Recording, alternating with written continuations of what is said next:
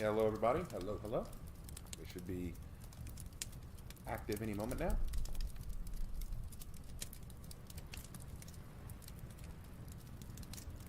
Hello, folks. How are we? How are we?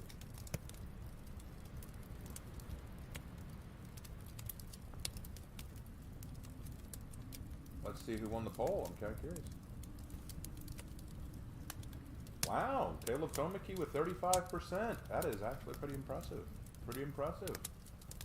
With Tempest Blade, Shogun Crime, and Monster Claw right behind it. Cool. Well, awesome. Thank you guys for coming tonight. Glad to be here. I am the Raven Knight, for those of you who are new. And this is the Raven's Roost, where it's basically just me sitting with you guys and reading stories. Because, you know, Mondays are rough. Mondays are very rough. And, you know, sometimes you just want to kick back and not worry about anything and just hear some stories. For those of you who don't know, we're in the process of reading 4 stories right now. We're going to be reading 2 chapters from each today, maybe more if we have the time. And I'm very excited to get started tonight. I'm going to do something a little different tonight, just a little. I'm going to add some of the pictures for the stories up on the screen so you know which stories are being read. For those of you who are brand new to this, I am very sorry you are in trouble because I'm picking up the stories where we left off. If you'd like to hear more of the stories where they began, you can go back to previous videos and give those a watch if you want. If not, well, read along and maybe we'll catch you up. I need to turn myself up. Hold on. That should fix the problem. All right, I think we fixed it. All right. Well, we're going to start with the Tempest Blade. We left off, we left off on chapter 3. We didn't get very far. So for those of you who are new and want to hear the Tempest Blade, you're in luck. We're only at chapter 3, so we're not too far in. I'll go ahead and add an image here. It'll be the image for the upcoming chapter.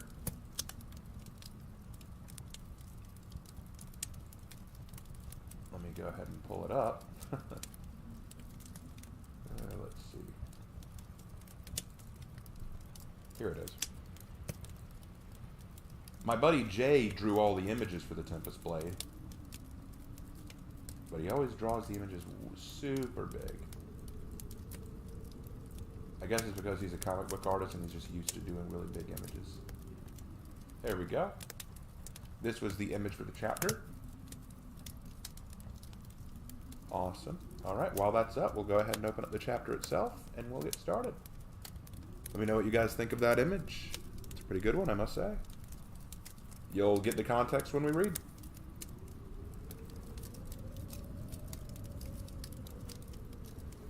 Alright, let me take a drink real quick.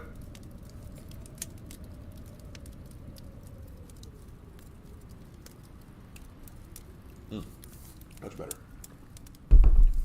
All right. You all ready? Let's get started. All right, so Tempest Blade Chapter 3, written February 28, 2017.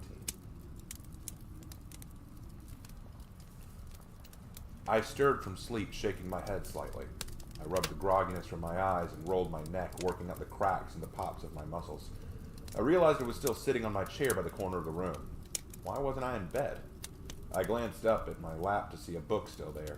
I'd been reading it last night because I'd wanted to stay up and keep an eye on Anya. My memory felt like it restarted, and I remembered everything about yesterday evening. I stood up and stretched, groaning a little as I did. After getting the stiffness out, I walked to the bed to check on her, and as I approached, something was off to me. I smelled something foul, something that didn't belong. "Anya?" I asked. "Are you all right?" I placed my hand on the sheets which covered her body and suddenly retracted my hand, feeling a cold, damp patch. I sniffed my hand and cringed. It was urine. "Did you wet the bed?" There was still no reply. Was she asleep still? I growled and ripped off the sheets to see her. "Wake up, Anya!" She lay on a sweat-stained mattress, her hair wet with sweat and her forehead red. Her mouth hung open slightly, breathing heavily through her mouth. Her eyes were shut, but not from sleep. She was in pain. I leaned forward and placed a hand on her forehead quickly, and after a moment I pulled it back. Her head was burning with fever.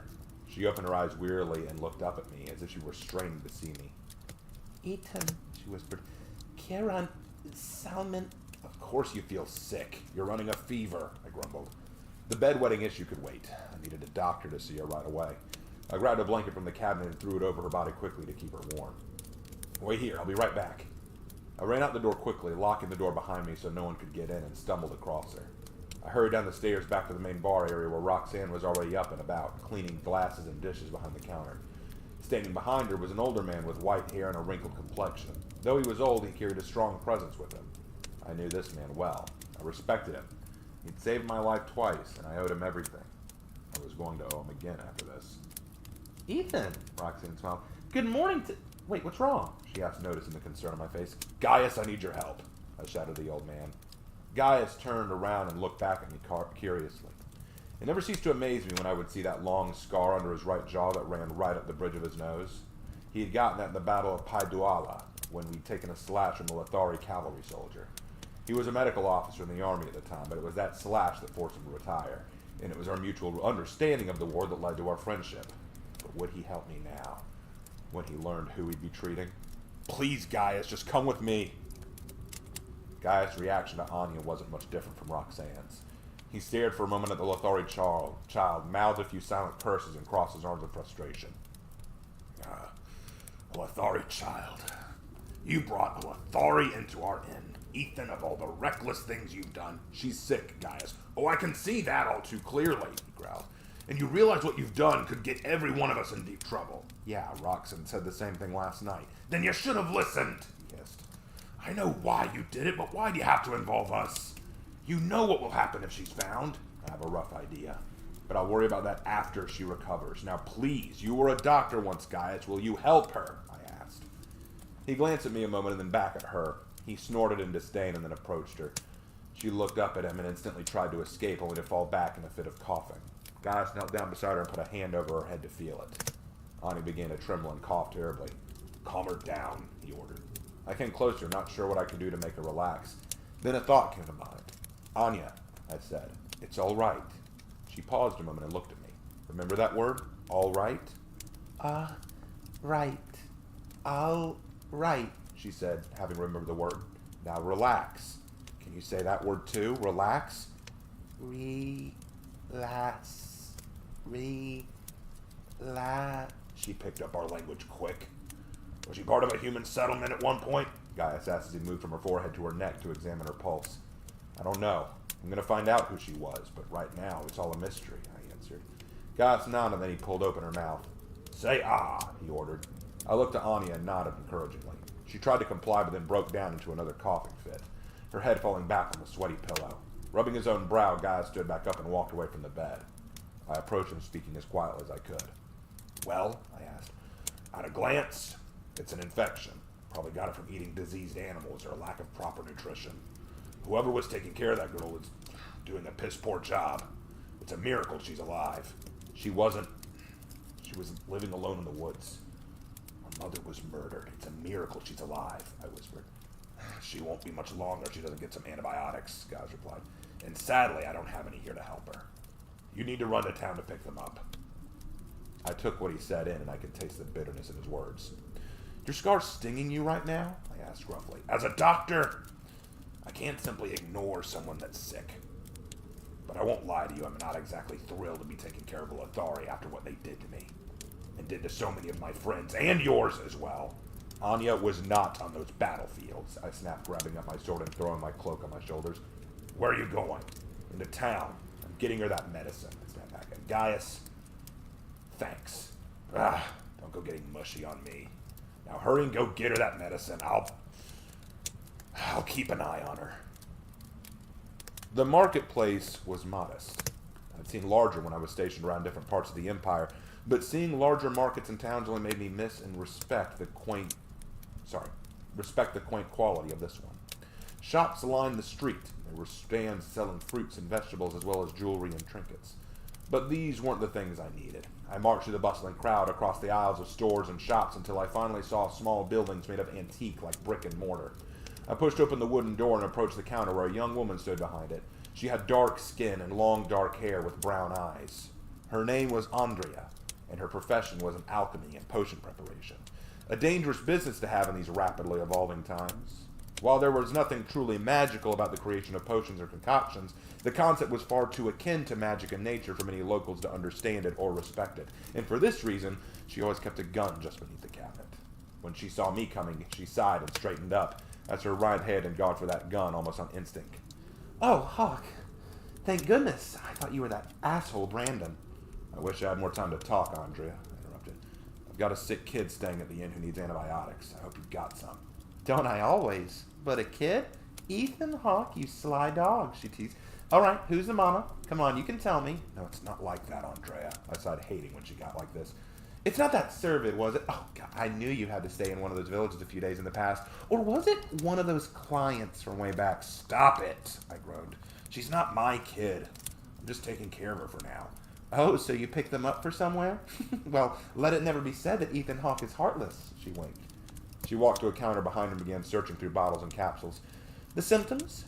Fever, weakness, harsh cough, irritability, I think. And I guess you had Gaius look over her first? Who else would send me here? I asked. Did he give a diagnosis? No, just that it was an infection. Typical. That old badger wouldn't know jungle rot from Yalian fever. I didn't know the difference either, I grunted. Do you know how to help her or not? Don't be so impatient. What do you think brought it on? I need to know her disease before I can give her anything, she argued. Well, I started to tell her the truth. Tell her that she was Lothari, but how could she take it? Would she respond like Gaius and Rox did? Would she be compassionate? Would she help? I had to risk it. There was every chance her disease was related to her kind. So I took the risk. Don't freak out, all right? She's a Lothari child. I found her in the forest alone and dirty. Her mother was dead and... She's a what? She cried. Ethan, oh my God, you can't say that here. It's the truth, though. I'm not saying it isn't, but you can't say that here. You need to be quiet, she hissed. Now I was confused. I raised an eyebrow and frowned at her. Andrea, look. If she's been on her own in the woods for a long time, then it's likely a case of jungle rot, or maybe something she picked up from an infection on an open wound. I'll give you something for that. But don't talk about her right now. She stopped talking as the door opened up and 3 men walked in. All were dirty, rather ugly, and 2 had thick beards and toothy grins. One had on a metal helmet that resembled a bucket more than a helm. I turned to see them, but then looked back at Andrea, who was once again leaning towards the gun under her cabinet. Oi, Andrea! I thought we told you to close up for the day, the man in the helmet shouted. I have to make a living, Brandon, she snapped back. Now, all you get out unless you're busy or unless you're here to buy something. Is that right? Brandon asked, walking towards the counter threateningly. Make a living practicing magic like some goddamn vermin?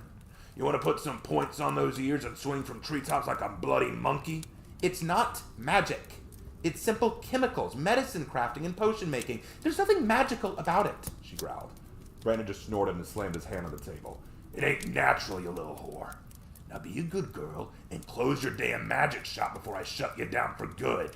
He reached into his back sheath and removed a long-barreled pistol. I actually felt my blood boil at the sight, and my own hand went to my sword. That's enough, I hissed. The lady asked you to leave. I suggest you go, I warned.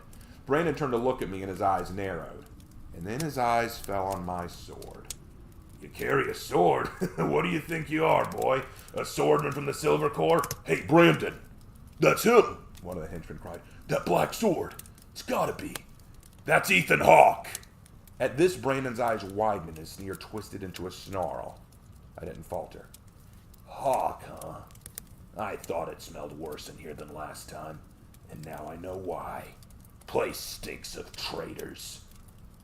That word, for all its meaning and bitterness, left me unfazed. I didn't even blink at it. I had been called that by so many that I'd grown cold to the word and its meaning. I simply brushed it aside like a breeze. Put away the gun, I muttered. Why? Afraid of it? These are what won us the war, you little backstabber. There is no war here, Brandon, I growled. So put away that gun right now. Or what? You gonna make me? Would you like me to? I pushed my sword slightly out of its sheath with a click, and the sound of its movement sent Brandon scrambling backwards. He didn't lose the sneer, but he also knew better than to stand in front of me the way he did. He motioned to his friends, and they made their way to the door. We ain't done here. Not by a long shot, he shouted back. You can't escape forever, traitor. You betrayed us all. Your people. You hear me, traitor? With that, they stormed out, slamming the wooden door so hard that the dust on the ceiling came loose and drifted down. Andrea just leaned against the counter and groaned sadly.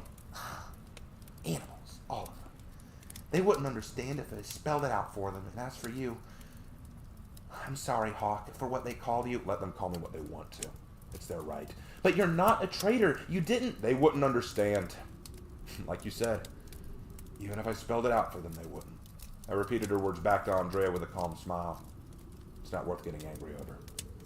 You are a really good guy, Hawke, no matter what they say. Though, I'll probably be closed tomorrow, just to be safe, she replied. She then reached across the counter and handed me a blue bottle of something. Give this to the Lithari girl, 2 spoonfuls by mouth every 5 hours. If it's what I think it is, she'll be fine in a few days. I took the bottle and sighed happily. Thank you, Andrea. I'm glad you don't mind helping her. Lithari, human, cervid, beast. Kindness doesn't discriminate, she said with a gentle grin. It's like you said, there's no war here. She's no more my enemy than you are. I hope she gets better. So do I answered. Hold on, guys. Let me get rid of it. There, it's gone. I'll be back to visit soon, I said. You better, she called out as I walked to the street. As I did, I was met by a small crowd, Brandon at the front. All looked angry and agitated at the sight of me. There he is! The traitor! Ethan Hawke of the Silver Corps! Boo! Get out of here! Screw you, you traitor! You turncoat! Coward! You're nothing but a coward! I ignored them and walked on. They all shouted after me and a few even followed. I didn't care what they had to say. I was still thinking of Anya and how she was doing. I hoped this medicine helped her. I'd been gone long enough as it was. You're a coward and a traitor, Hawke! Brandon roared after me. You're lower than scum! I didn't even slow down. I kept hurrying down the road towards the inn. I needed to leave the market and get home to Anya, Gaius, and Rox. I then thought about all the words Anya already knew in English. How would she feel about what the townfolk called me? In Lithari, the traitor is Daernma, though as an insult, it's just Daern. Did Anya know that word? Did it matter to her? Well, it hardly mattered to me, but was that what she was? Her mother was killed by the Sarandinen, so was she a Daernma? Was Anya a Daernma? Maybe that's why I felt such a bond with her. We were both alone, both seeking comfort and a longing to forget, a longing to belong. A world where the word would no longer sting us. I was no traitor, so the word had little impact on me, but to her, I wonder what it meant.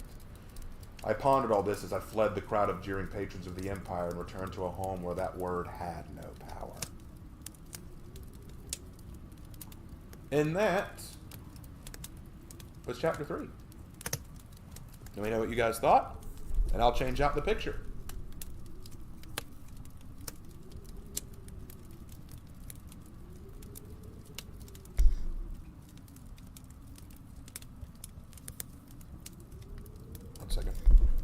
to get a drink. Thought you might like the little reveal there that Ethan is considered a traitor in the Empire. And you'll hear more about that as we go further into the story. Right now, I kind of wanted to keep that a secret, like keep the whole story behind his traitorous nature a secret. But let's put up the next image.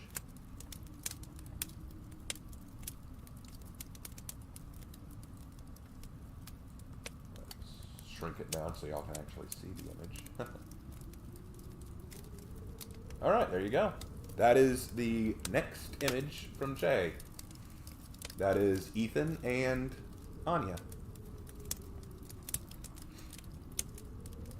I think this may be one of my favorites because it just looks so good. He's like, I really, really love Jay's work. Jay is such a good artist.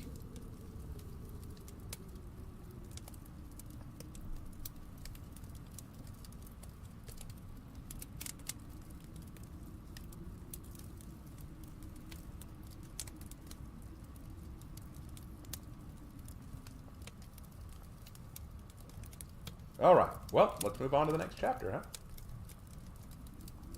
Alright, we are on chapter 4, published March 26, 2017. Here we go. She was sleeping now, silently. Breath escaped her lips as soft as silk on skin. Her face was still a bit pale, but at least she was able to rest. I ran a hand over her forehead to feel her fever.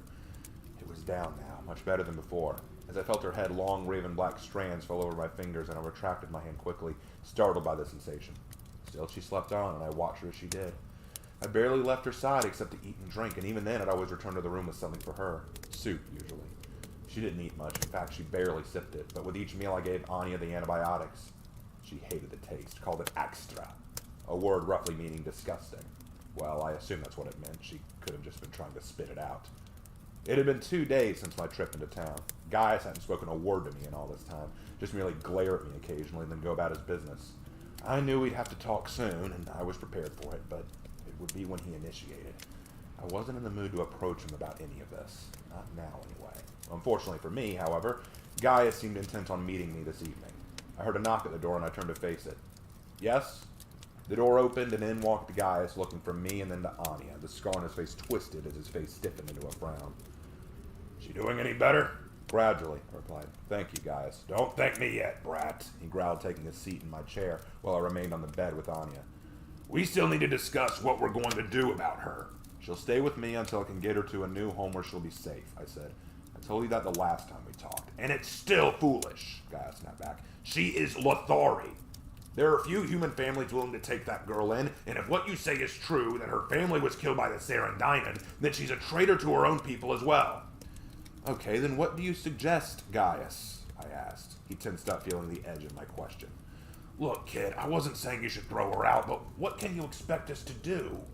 If those rabble-rousing bastards find out we have a Lothari staying here, they'll burn my place to the ground. I won't let them do that, I replied firmly.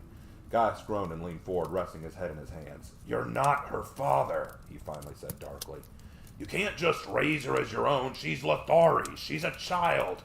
You're in over your head, Hawk. You need to... I know that, I shouted, causing Gaius to fall silent. I know. But for me, there's no other choice.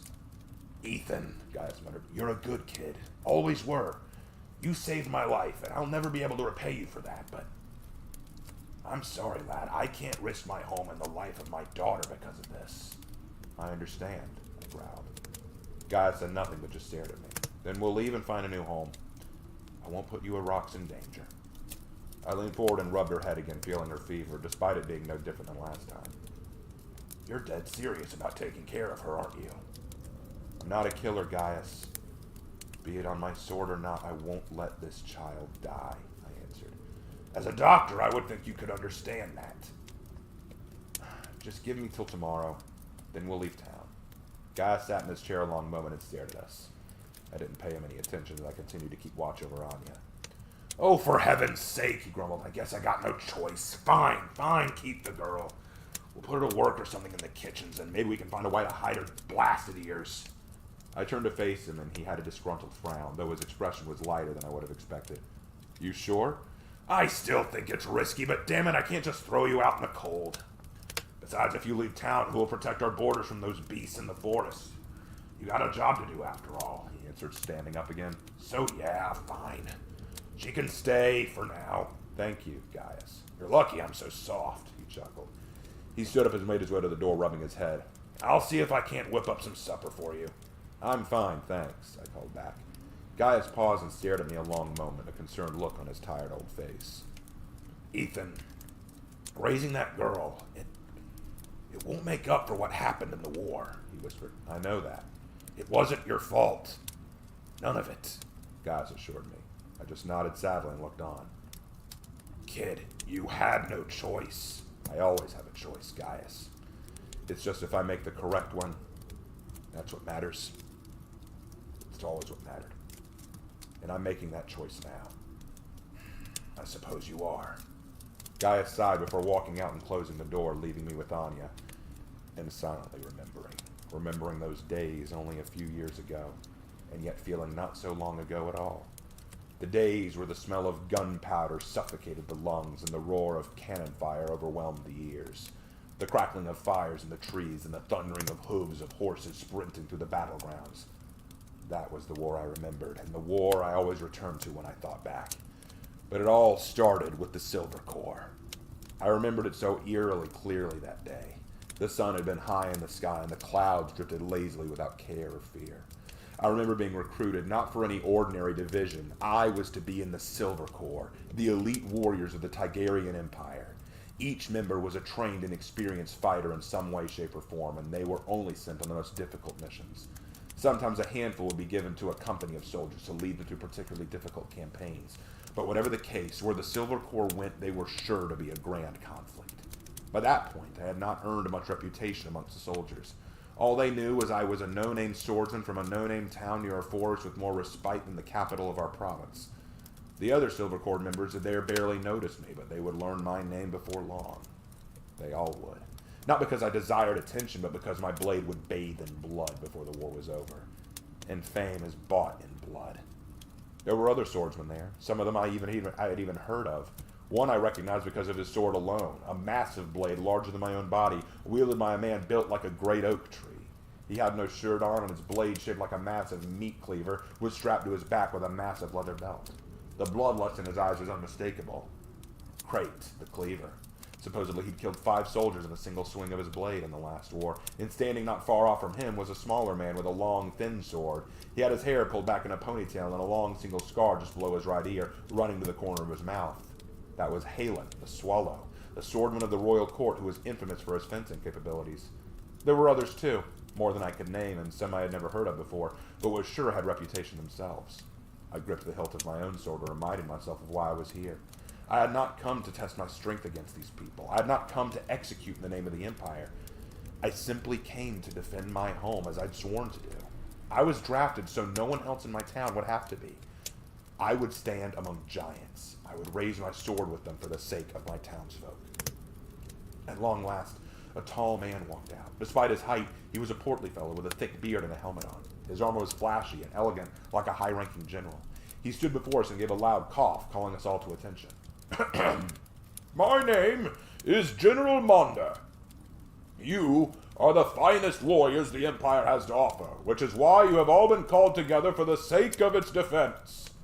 I listened to his little speech, but my thoughts kept returning back to home. How ironic, then. I couldn't stop thinking of home, and now I couldn't stop thinking of the battlefields. He prattled on for a few minutes about the pride of the Empire and the necessity of victory. No one seemed that interested. It felt as if they all just wanted to get this talk over with like I did. At least he got to the part I was waiting for. Tomorrow you shall all be deployed. Return to your quarters and rest, for tomorrow you shall be given your commissions and orders. Do not fail. The glory and hope of the Empire is upon your shoulders. And so we did. We all marched back to the barracks where we would rest, laugh, drink, or eat. But all I wanted to do was go home. I couldn't, though, so I settled for sleep. The next morning I would be whisked away to the war, and my life would change forever. I awoke to the sound of a cough, and when I opened my eyes, I expected to see myself in the barracks again, awakened to the sight of an officer or to another corps warrior over my head. But instead, the large, curious eyes of a little girl looked back at me. I was no longer in the battlefields. I was back home. I was with Anya in my room. I must have fallen asleep while thinking. Anya looked down at me in concern and in questioning. I sat up and rubbed my tired eyes, ignoring my rumbling stomach. Ethan? She asked. I'm all right, Anya, I informed her. All right, she said with a smile. It was becoming her favorite word, it seemed. How are you feeling? I asked. Anya feel better, she answered slowly. Ethan safe? Nah, it was just a... I started to explain to her that it was no big deal, but I doubted she would have understood. She just beamed at me, and for the first time I saw no hesitance in her eyes, no caution on her face. She trusted me, and she did not fear me. It was the first time I'd seen that in anyone other than Rox or Gaius. It had been so long, and it was from a Lothari child. Dioziem Ephraim, she chirped. I blinked a moment and once more felt my mind rush back to the battlefield. I'd been told those words before, but by someone else. Dioziem Ephraim. It was a Lothari phrase expressing gratitude to one they trusted. I felt a great weight upon my heart as she spoke it to me, and I embraced them.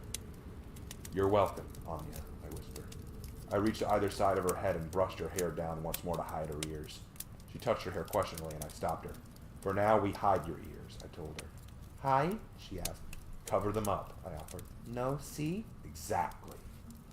She gave another cough, and I put my hand to her forehead. Her fever was all but gone, but I could tell she was still a bit weak. You stay in bed, I instructed. She did as I told and walked to the door. I'll get food for you. Ethan, she called. I stopped and looked back at her. She pointed at my sword, and I shook my head. I don't need it. I'll be right back, I assured her. Sideran? She asked. Sideran? Yes, I answered her. Her question was a simple one. Sideran. She wanted to know if I was a warrior. My answer made her smile and lay back down again. Satisfied. I wonder why she was glad at that. Did that make her feel more comfortable that I was a warrior? I had so many questions about this girl, but I had time to find out, time to learn about her. I wanted to know what it was that brought her here. Why were the Serendinen after her? And could I really keep her secret from the town? Was this really the right choice? I needed answers, but I also needed food. I knew where to find one of those things. The other, well, that still eluded me. And that was chapter 4. What did y'all think? Did y'all enjoy that?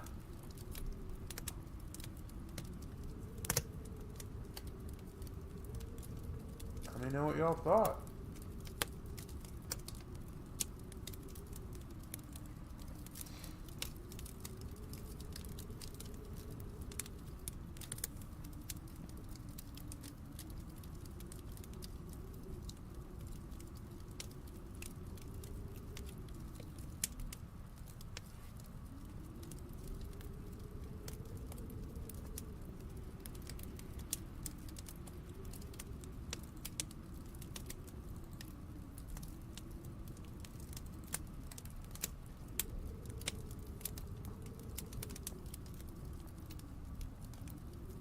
Alright, well, seems like most of y'all seem to enjoy it. We'll go ahead and take the picture down. If we have time, we may read more of it later.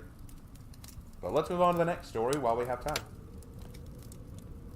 We are on the Tale of Tomi. Tale of Tomi. We're on Tale of Tomi chapter 17. We'll go ahead and take down that image and put up another one.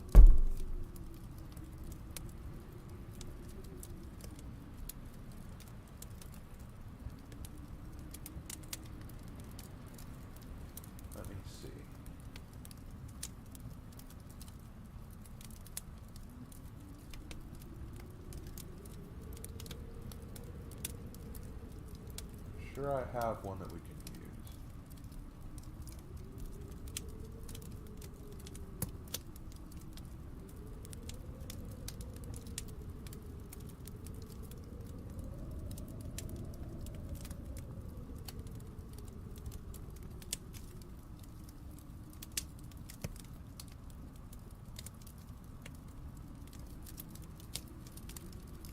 I'm looking.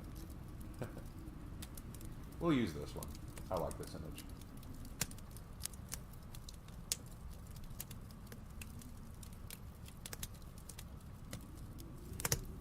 Okay, we'll put this up.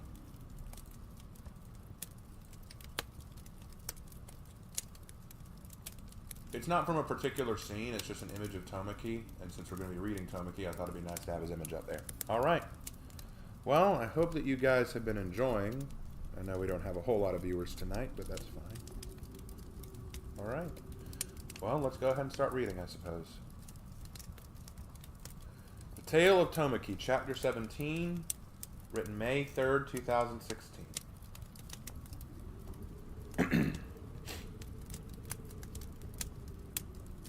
Hermes sat on the roof of the bank. It was so enticing to him, begging for his touch of thievery, but he knew it would be a death sentence. Ever since he joined the Triads, Mamaragon had seen to it that Hermes was on a tight leash. He bit down on an insult under his breath. He hated that son of a bitch, Mamaragon. Him and all his planning and posturing.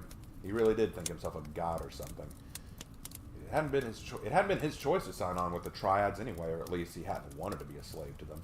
Mamaragon hired him at one point for his skills, and Hermes took a liking to the work, but before he knew it, he was now one of that bastard's lackeys. Once he was free as a bird in the sky, ready to steal or terrorize where he liked, and now, here he waited for Artemis to arrive and give him his orders from above. He stretched his shoulders and paced back and forth, antsy and excited. "Hermes, glad you could make it," Artemis called out. Hermes turned. It was hard to see her well in the dimness of evening, but she was there, and she was smirking. "Well, orders are orders, right? What does a big boss man want from me?" "Tomoki's starting to piss off Mamaragon," Artemis answered. "Oh, for real?" Hermes chuckled. "And he wants me to do something about it?" "A girl named Victoria Rhodes. We think he has a soft spot for her. Kidnap her and bring her to Mamaragon," Artemis ordered. "And orders from Mamaragon? You're not to harm her. We want her alive." Hermes shrugged. "Typical nab and grab. Me and the boys will get it done." "This Rhodes girl is important. No mistakes, Hermes. Mamaragon made that clear," Artemis warned. Hermes tapped his chin a moment. Rhodes. Ain't that the name of the police chief, too? Hence the reason we want her alive. She'll draw Tomoki too, and she has given us some leverage over the police force. The perfect hostage. Hermes let out a cold laugh as he climbed to his feet. "Ooh, very devious. I like it. But, how do I know that monkey won't come after me while I'm kidnapping the girl?" "He's in the hospital. Supposedly he's being released in a day or two. But even if he were released tomorrow, he's not at full power. You could outrun him, I'm sure." Artemis shrugged. Hermes smiled and gave a soft chuckle, trembling with anticipation. "Yeah, well, never lost a mark yet. Not about to start now," he answered. "I wouldn't take this Tomoki lightly in any event. He took out Tank and Atlas pretty soundly." "No, Mamaragon killed Atlas. If you'll remember, I was there to drag the body out," Hermes growled. "I, for one, am getting sick of all this shit." "I'd keep that thought to yourself or get rid of it altogether," Artemis shuddered. "Whatever. So how long do I have?" 2 days, Hermes. You have 2 days. As for where she is, she attends Zhang High School during the day. You can find her there." "I'll have her to you tomorrow evening," Hermes smiled. "See you then, sweetheart." "Don't screw this up, Hermes. Mamaragon is growing impatient. God forbid we make that asshole wait another few hours for his precious delivery," Hermes snapped. "Hermes," she whispered. "Oh, for God's sake, my name's Connor." All this codename shit is irritating as it is. Like we're some pantheon of gods or some shit. We're a criminal underground dollface, and maybe it's time we remembered that. Mamaragon said that it's to remind us of our responsibility.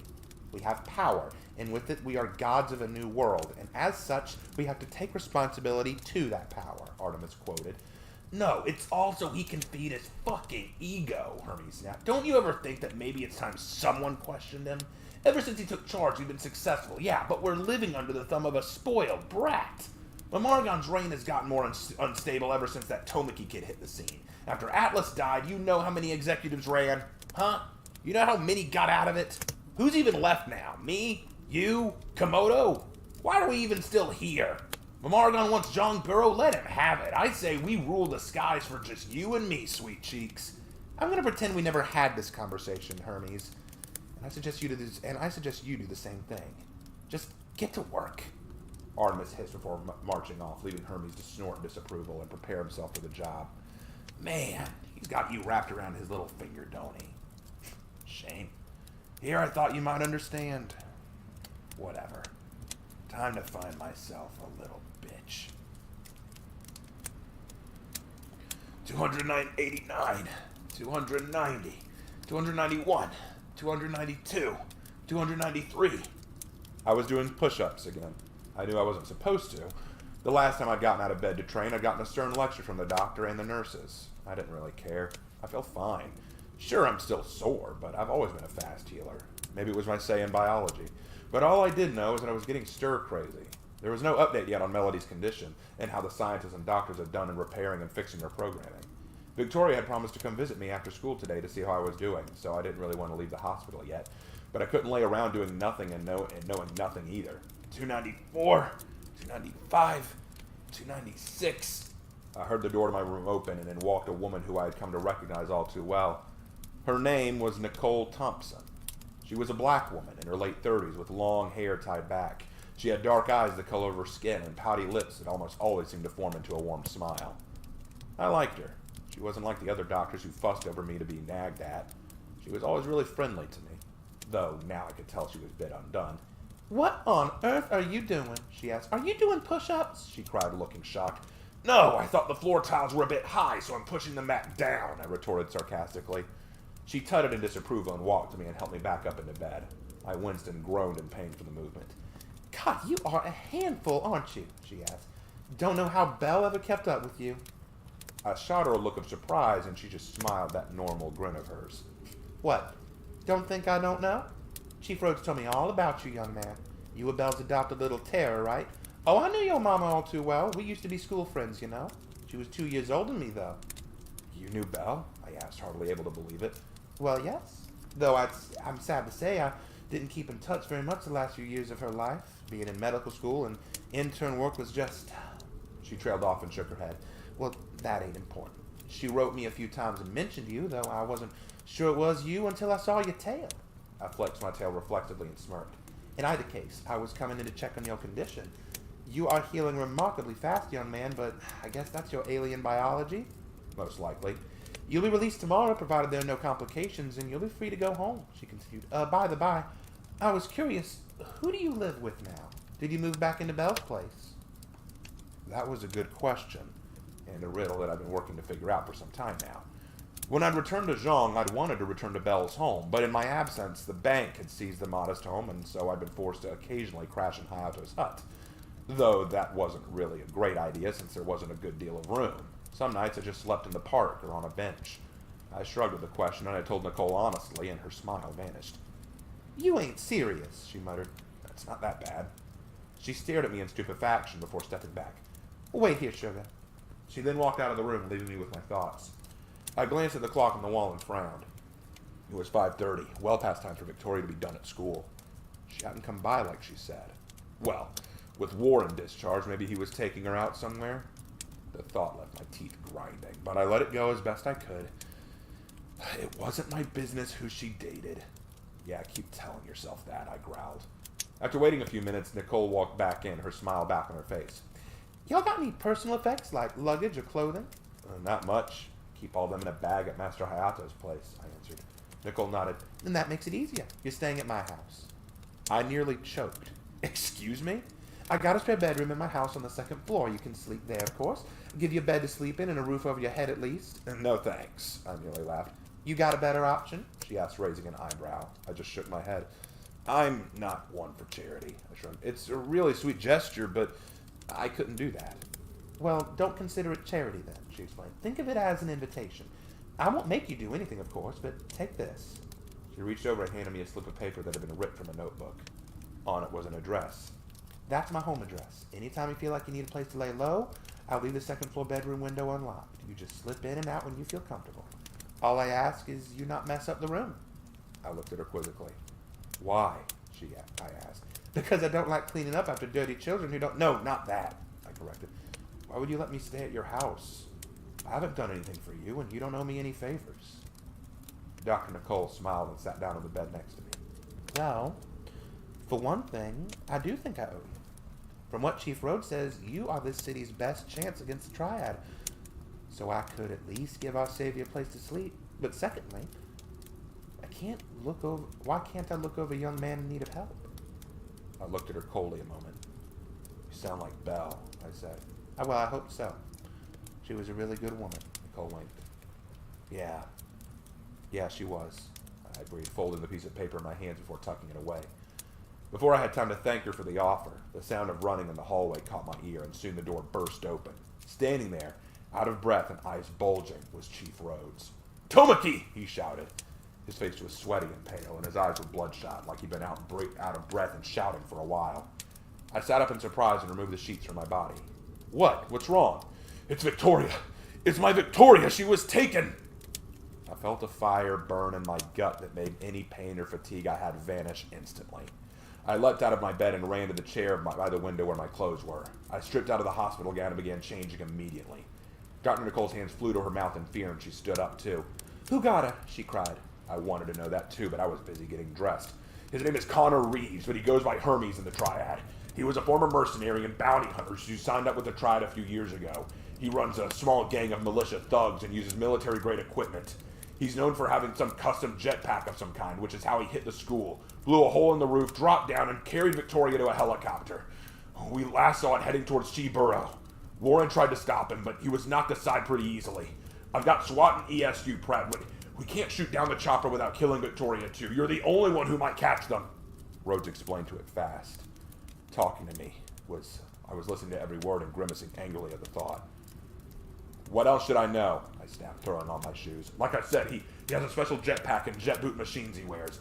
He apparently built it himself. I don't know the details. It allows him to fly at speeds of 80 to 90 miles per hour, but other than that, we don't have any record of any other special abilities." "Well, then I'll find him," I hissed. "Wait!" Dr. Nicole cried, running towards us. "Don't stop me, Doc," I snapped. "I know I'm not clear, but I have to do this." I know you do. Just be safe, all right? Don't leave here just to come back so I can patch you up again. You ain't a rag doll." I nodded to her somberly and then to Rhodes. "I'll be right back," I roared, running through the window and leaping out. I instantly ceased falling and rocketed into the air. Usually flying was a fun experience for me. Always made me feel weightless and happy. But now I was furious. The rage in my heart pushed me further and faster than before. I focused hard, feeling out the energy around me and looking for Victoria's. Her energy wasn't larger than others, but it was distant. I could tell it apart from others. Maybe it was because of the odd way I felt towards her, but I could simply pick it out of a crowd. "Where are you, Victoria? Where are you?" I landed on a nearby apartment building, and I closed my eyes to better sense her energy. I waited, focused, listening, and then I felt it. There! I blasted into the sky and flew at breakneck speed for the source of the energy. I looked ahead, and sure enough, I could see them.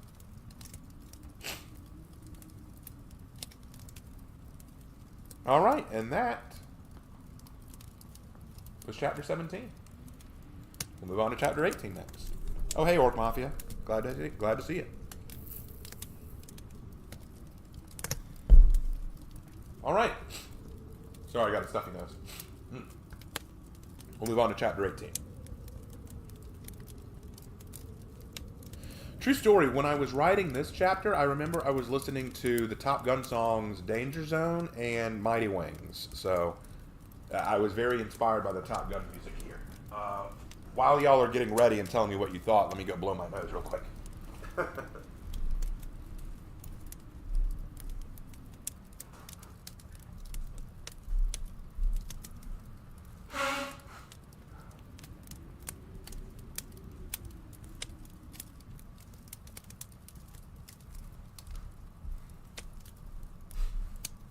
Better. Or at least I feel better. All right. Keep going. Tale of Tomi Chapter 18, published May 12, 2016.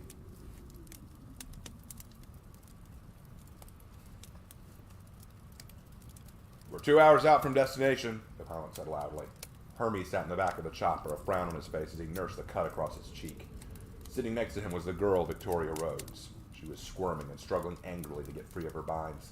Her arms were bound and her ankles, too. Duct tape had been put over her lips when she tried to bite Hermes, and had even scratched him in her mad attempt to break free. She was nuts, and a fighter. Things that Hermes hated in women. "What's the hold-up?" Herman asked angrily. "I shouldn't be that long a flight to the hideout." "Well, apparently the police were contacted and they're mobilizing units to ground us. Ignore them, take evasive maneuvers, and shake them off." "Roger that, but that is why it's going to take longer. Put us out over the river," Hermes offered. "See if we can't shake any land pursuit." "Affirmative." This was how Hermes liked his missions. Efficient, by the book, and easy. The bitch had put up a fight, but she was nothing now. He would give her to Mamargon, then he was done. He was tired of all this. Time to move on, find new clients. Any aerial hostiles? Hermes asked. Negative, sir. No sign of... Wait. Hold on. Hermes' glare suddenly turned suspicious. What is it? It's nothing. Just a glitch, sir. Talk, Hermes snapped. There's something coming towards us on the radar. Shit, it's fast. Coming at us from southwest. Hermes blinked and looked at the radar himself. Sure enough, there was a blip moving towards him at breakneck speed. He glanced back at Victoria, who was glaring at him, but her expression wasn't anger or fear. It was a smirk. She was smiling behind that tape. She knew something. It can't be. Hermes looked out to the door to the location of the blip and saw it. Damn it, it's true. That bastard can fly. Boss, what do we do? Stay on course. I'll deal with the pest. The helicopter was just up ahead. I could sense Victoria's energy inside. I'd fly up there and rip her out of that metal monster. Putting on more speed, I tore through the air to reach the machine. However, as I drew closer, something jumped out of it. It was clad in metal armor and had large wing-like devices strapped to its back. Flames shot from the ends, propelling the object up. It was a man. I could sense its energy. He was wearing some kind of body armor, holding a large gun-like weapon in his hands and a mask on to hide his face. So the rumors are true, the strange armored man said. So how do you do it? How are you flying, kid? I don't see any wings or machines on you. Where's Victoria? I snapped. Sure, guess we all gotta protect our secrets, right? The man groaned, ignoring my demand. Listen, kid, just chill out. The girl ain't gonna be hurt. The boss just wants her as leverage. As long as she plays nice, she'll be safe as a bird in a cage. I snarled and rocketed him, only for the man to suddenly shoot upwards and slap my back hard. I yelped and rolled to face him again, until I heard ticking. I felt a sudden explosion as I was launched downward, my shirt and back burning. I screamed in pain and ripped off my blazing shirt before I crashed to the ground. He planted some kind of explosive on me when I shot by him. I stood up again and grimaced at the pain. Damn, you're tough, Hermes shouted. No wonder you beat that meathead Atlas, the man called, still floating over me. Well, I'd love to play a few rounds, but Hermes owns the skies, punk. I felt anger swell inside me, and I roared, launching myself back up after him and feeling the wind sting my face as I caught up. Hermes looked shocked before dodging out of the way just in time. Shit, how the hell? All right, fine. You want to fly? Let's see how you do. He turned and flew fast away to get distance, but as he did, he turned that gun and began firing objects at me. They weren't bullets, far too slow for that, but as they launched towards me, I saw them flashing. More explosives. I began to maneuver out of the way, struggling to stay out of the range of these blasts. I cursed myself angrily. Flying was not something I was good at yet. Or rather, I could do it, but fast and sudden movements were hard. And forget bothering to shoot key attacks while flying. I had to focus my energy into the fight. I hadn't figured out how to multitask. I didn't know how to fly and shoot key at the same time. But gaining on this clown was my only priority. I knew better than to try and go for the chopper to get Victoria. He'd just turn around and get in my way. My only chance was to ground Hermes. And that was what I'd do. The explosions were getting incredibly close to me. I had to make lightning-fast ducks and dives to evade their blast, but with each one I was gaining on him. I was closing, and just as I was about to grab for him, he suddenly turned his gun and fired, and this time it wasn't an explosive, but a net. I gasped in shock as the steel net latched around me and I began falling rapidly towards the river below. We pilots call that target fixation, Hermes called. Enjoy your bath! I snarled and roared at him in anger and tried to free my hand. While I was falling, I fired a powerful key blast at him, which he dodged fast and laughed at me as I fell under the water. My vision went blurry as the water engulfed me. Victoria stared in hard as she watched Tomi sink beneath the waves. Hermes circled overhead a few moments to ensure nothing came out before floating back to the chopper. She fought, squirmed, and kicked angrily to get free. Your boyfriend isn't getting out of that, Hermes snarled, floating by the door to the chopper. She snarled at him with a challenging look. Shit, you got more fire than he did. I'd settle down, bitch, before... Hermes was interrupted as suddenly the river began to explode. A massive pillar of water burst upwards, and the very air itself was being pushed upwards. Water was flying away as Tomi, who had ripped the steel net apart like paper, was roaring in fury. The water was being propelled backwards by the sheer force of his might. Hermes was so dumbfounded by the sight, he didn't even think to move as Tomi shot from the river like a missile. He collided with Hermes with a sickening crack, and both figures launched into the clouds beyond Victoria's sight. Boss! The pilot cried. Shit! Should we abort? Negative. We keep doing what the boss said. We fly to the meetup and stick to the river to avoid the cops. But what if the boss gets beat? We can't worry about that. Just do as you're told and keep that girl under control. The thug next to her moved to check the restraints on Victoria, and she shoved him hard, but he held fast. Victoria could only look up and pray that Tomiki was all right.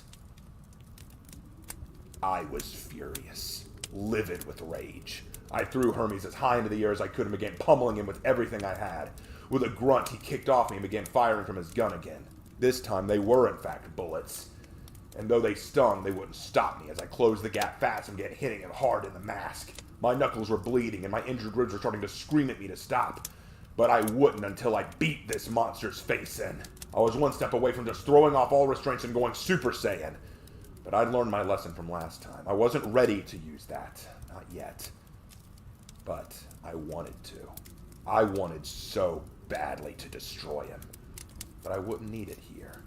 Hermes drifted off, and I could see he was losing his composure. Good. Be afraid of me before I destroy you. Shit, how much does it take to put you down? She snarled. That's it, I'm done with this shit. He reached into his pouch near him and showed to be a small switch of some kind. He smirked at me through a broken mask. What's that? I asked. An insurance policy. My crew know they can't ever be taken alive. Bad for business. If one of us starts blabbing, well, it's best if they never get the chance. So I think I'll send that chopper to the bottom of the river. What? No! I started to stop him when he flipped the switch. I heard the explosion before I saw it. Below the clouds, the helicopter tail suddenly went up in flames and the whole machine began spinning out of control. Victoria! I ignored Hermes entirely and barreled to the chopper as fast as I could. Faster, faster, faster. I saw the opening. I saw the terrified crew inside and saw Victoria. She was there, just in reach. I tucked in tight and reached out for her. She saw me and I grabbed on. Hold on! I shot down fast and straight out of the chopper through the opposite door, holding her tightly in my arms, the same way I'd carried Melody. Victoria tried to speak, but the duct tape made it hard to understand. Instead, I focused on leveling out and flying her away from the doomed chopper. Finally, she managed to raise her hands and rip off her own tape.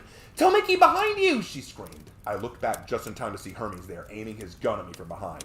Say goodbye, Saiyan! I snarled and braced and took the hit. I felt the stinging pain of lead shoot through my body, and I roared, teetering in midair. I snarled back at him, but didn't stop flying. Tomiki, are you all right? Victoria gasped. Sorry, I gotta put you down. I flew low enough to an apartment building I could drop her on the roof. Victoria rolled out of my arms as I turned and glared daggers back at my attacker. He was reloading that twisted weapon. I was done. I was done with him. I'd kill him. I'd kill him! I shot at him with the force of a rocket and slammed him in as hard as I could. I drove a punch into his gut. He couldn't even build up the air to shout in pain as I knocked him into the sky. I flew after him and grabbed the wings of his jetpack. You could have hit her, I snarled. You could have killed her. Let me go, he screamed. You know, falling does feel a lot like flying, I hissed at him, till your head hits the pavement. I ripped the wings away and kicked the pack. Bastard! He screamed and his precious backpack broke and began puttering smoke. He fell fast towards the earth, screaming and clawing at the air to save himself. I watched him fall, and I felt the urge to stay put. I would watch this, and I'd enjoy it. That animal kidnapped Victoria. He killed his own crew just to endanger her and to piss me off. He shot at me in the back while trying to save her. He could have hit her. I can take a bullet, she can't. Let him fall to the earth and die. Die. Die. No. I shot down after him just before he reached the asphalt and grabbed his wrist to stop the velocity. He looked with wide, terrified eyes at the earth, and then at me. I snarled at him. You have no idea how much I wanted to see you splatter like a tomato, I snarled. I then let him go as he hit the ground. He moaned and lay there as police sirens began filling the air with their wails. I turned my attention to where I dropped off Victoria.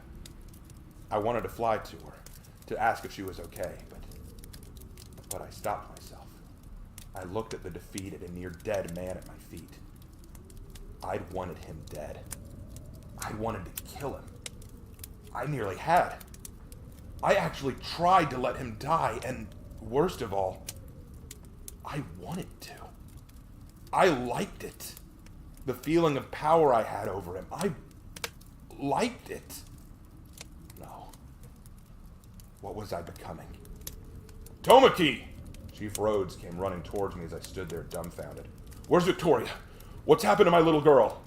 He asked as the police ran forward to apprehend Hermes. I pointed to the roof of the apartment building I'd led her on without speaking. Is she safe? Yeah, I answered. What's wrong, boy? What happened? I didn't look at him as I started to lift off the ground. I'm sorry. I have to go. I turned and flew as fast as I could away from the scene and away from the demon inside me that still wanted to blast Hermes' brains across the ground. Dr. Nicole Thompson walked into our house. It was dark inside, quiet. She was alone. She didn't expect to hear anything. She set her purse down, but as she did, she stopped, listening. There was a sound. Soft sobbing coming from upstairs. She walked up and walked to the spare bedroom and carefully opened the door. She saw that the window was open, and Tomiki was inside the room, curled up on the floor in the corner, hugging his knees to him and crying into his knees like a child. Tomiki, are you all right? She didn't bother asking why Tomiki was there. She didn't bother asking how he knew. She remembered giving him her address, but she was surprised to see him here so soon. Tomiki didn't answer as she walked to him. He was shirtless, and she could see the scars and pockmarks on his body, like he'd been hit by several bee stings. He had a burn on the back of his shoulder and a large bullet wound on his side. It was nothing fatal, but it had to be treated. Come on now, let's get you to the doctors and we can... He didn't move. He wasn't crying over his injuries. She stopped and finally sank down beside him and placed her hands on his head, holding the trembling boy. Tomiki, child, what happened? I'm a monster, he whimpered. With those words choked out, Nicole Thompson wrapped an arm around Tomiki and held him into the evening, as he cried in terror at phantoms in his own heart.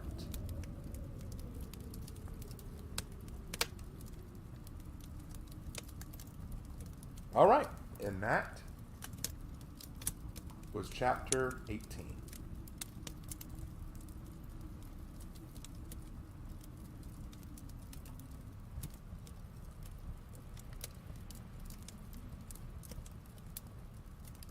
All right. Well, what'd you guys think?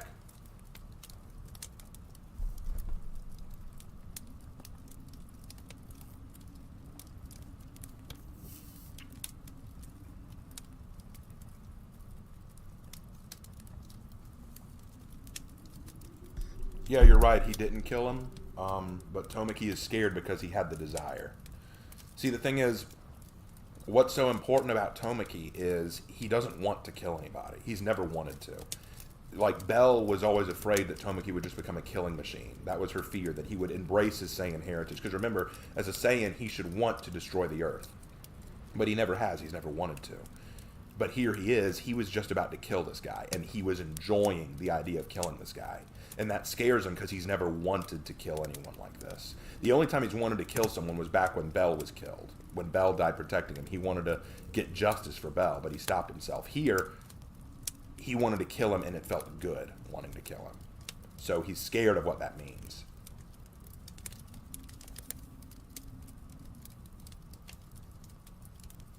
Tomiki can't seem to fight his Saiyan self. Yeah, well, that's what he's afraid of. He's afraid of his Saiyan heritage and his Saiyan blood. He thinks that it's starting to corrupt him, so he's scared of himself.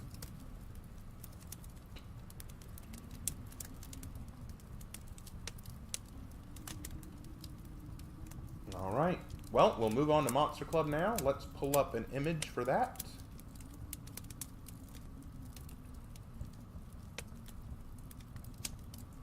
Let's see. What image can I use for this?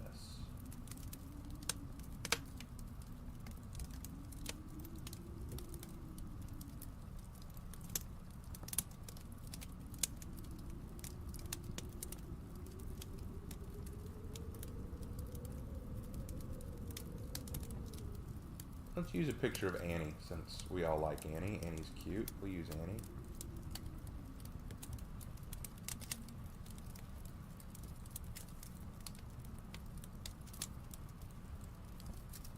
There we go. Alright, we'll use that. We'll use a nice picture of Annie. Is Vegeta and Goku in this universe? No, this is a totally different verse.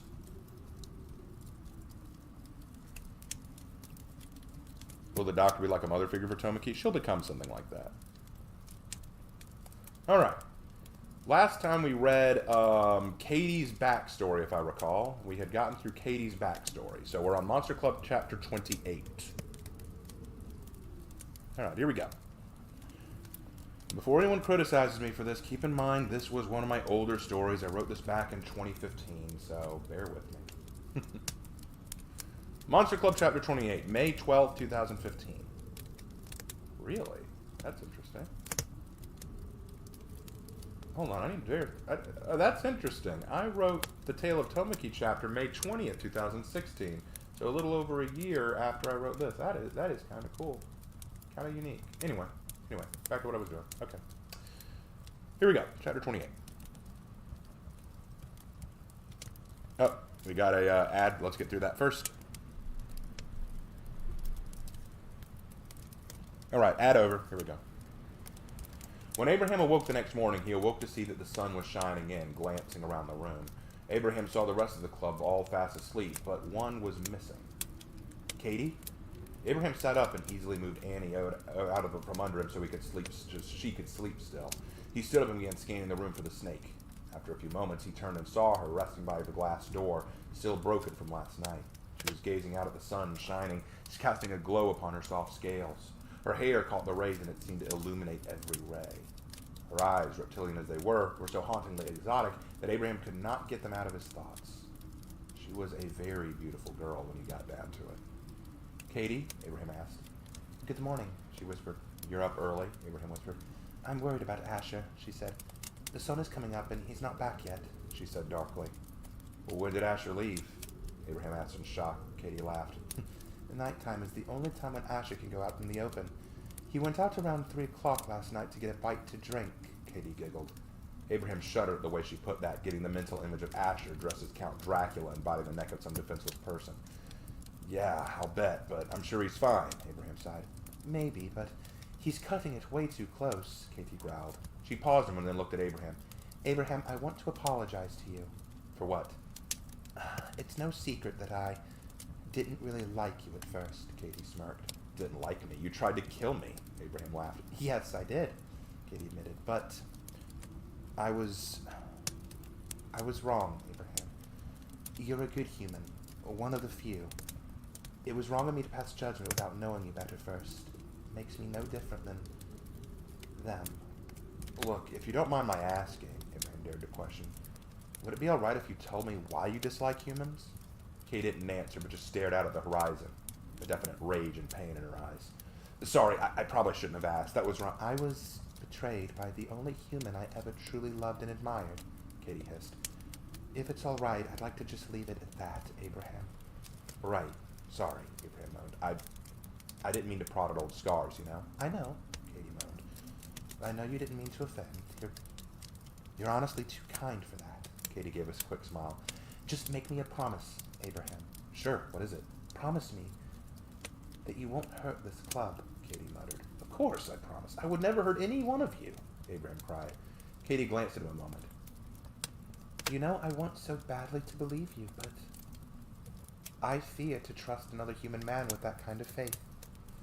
It was the pain in Katie's voice that fully made him realize just how deep the wounds she had went. The betrayal at the hands of humans was far worse than he thought. The way her voice cracked was like that of a child who had done nothing wrong, but felt that a spanking waited for her all the same. He felt pity for her, though he knew that was the last thing she wanted. Asher! Before Abraham knew what to say, Katie had spotted a figure running to them, smoldering under the sun. Asher threw himself inside to hide from the sunlight and gasped. Asher, are you... I'm fine, Asher wheezed. Just give me a moment. Asher leaned against the wall and clutched his chest as if heaving in and out. His skin looked slightly burned, but it would heal with time. His hands were dirty and his boots stained with mud, clay, and what looked suspiciously like blood. Why were you gone so long? Katie demanded. I took a side route to throw the Dawnbringers off our trail, Asher chuckled between breaths. And it was tricky, but it bought us some time before they find out the truth. Plus, since it's daylight, they can't use my father to track us anymore. Katie helped Asher up and looked around at the others. Then it's time we move out, right? Abraham asked. Wake them up, Katie encouraged. Abraham hurried around and got to work waking the club. Like zombies, the gang all rose to their feet, rubbing their eyes and yawning. The events of last night had left them all exhausted. Michelle was the first to rise, though, and she began taking in the group around her and what needed to be done to get things moving. All right, everyone, we leave in 20 minutes, she announced. Everyone get food, gear, and whatever else you need to move out. Asher, turn yourself into Ashley and get under an umbrella. Sarah, I need you and Katie to be the first ones on the bus so that we don't draw too much attention with you two. Calypso, help Tamil get some fresh water in a cooler. Abraham, you and Annie grab some first aid equipment from the back so we can restock. Let's move. The entire gang began moving together. Abraham led Annie over to the back of the desk and began hunting for first aid boxes and bandages. After some searching, Annie pulled out a small blue box with a red cross on it and grinned. Think this is it? She asked. I'll bet money on it, Abraham laughed. Go take it to Michelle. There's something I need to do real quick. Okay. Annie climbed to her feet and scurried away from the desk to deliver her find. She went off to find Michelle while Abraham turned and gazed at the rest of the group. Asher was already in his Ashley form and was standing under an umbrella that was red and blue in color. Katie and Sarah were packing materials to carry the bus, and Calypso was helping Tamil to hose in the outside. The group was mending from the last night. The battle with Michelle and then the arrival of Annie had all been surprising and frustrating in their own right, but to then be faced with the threat of Asher's father, it was like Abraham's arrival had caused a strange sequence of events like dominoes crashing into each other. For good or for bad, these things were going to play out, and Abraham feared what might happen if he was not prepared. You okay, Abraham? Michelle asked, putting her hand on his shoulder and snapping out of his trance. What? Oh, right, yeah, Abraham said quickly. Michelle grinned and tousled his hair. Let's move, daydreamer. Help lift Sarah and Katie onto the bus. Abraham hurried out to the bus with Michelle behind him. You get in the bus and pull them in while I go from behind and push, okay? Sure. The two were hiding behind the bus so passing traffic wouldn't see them.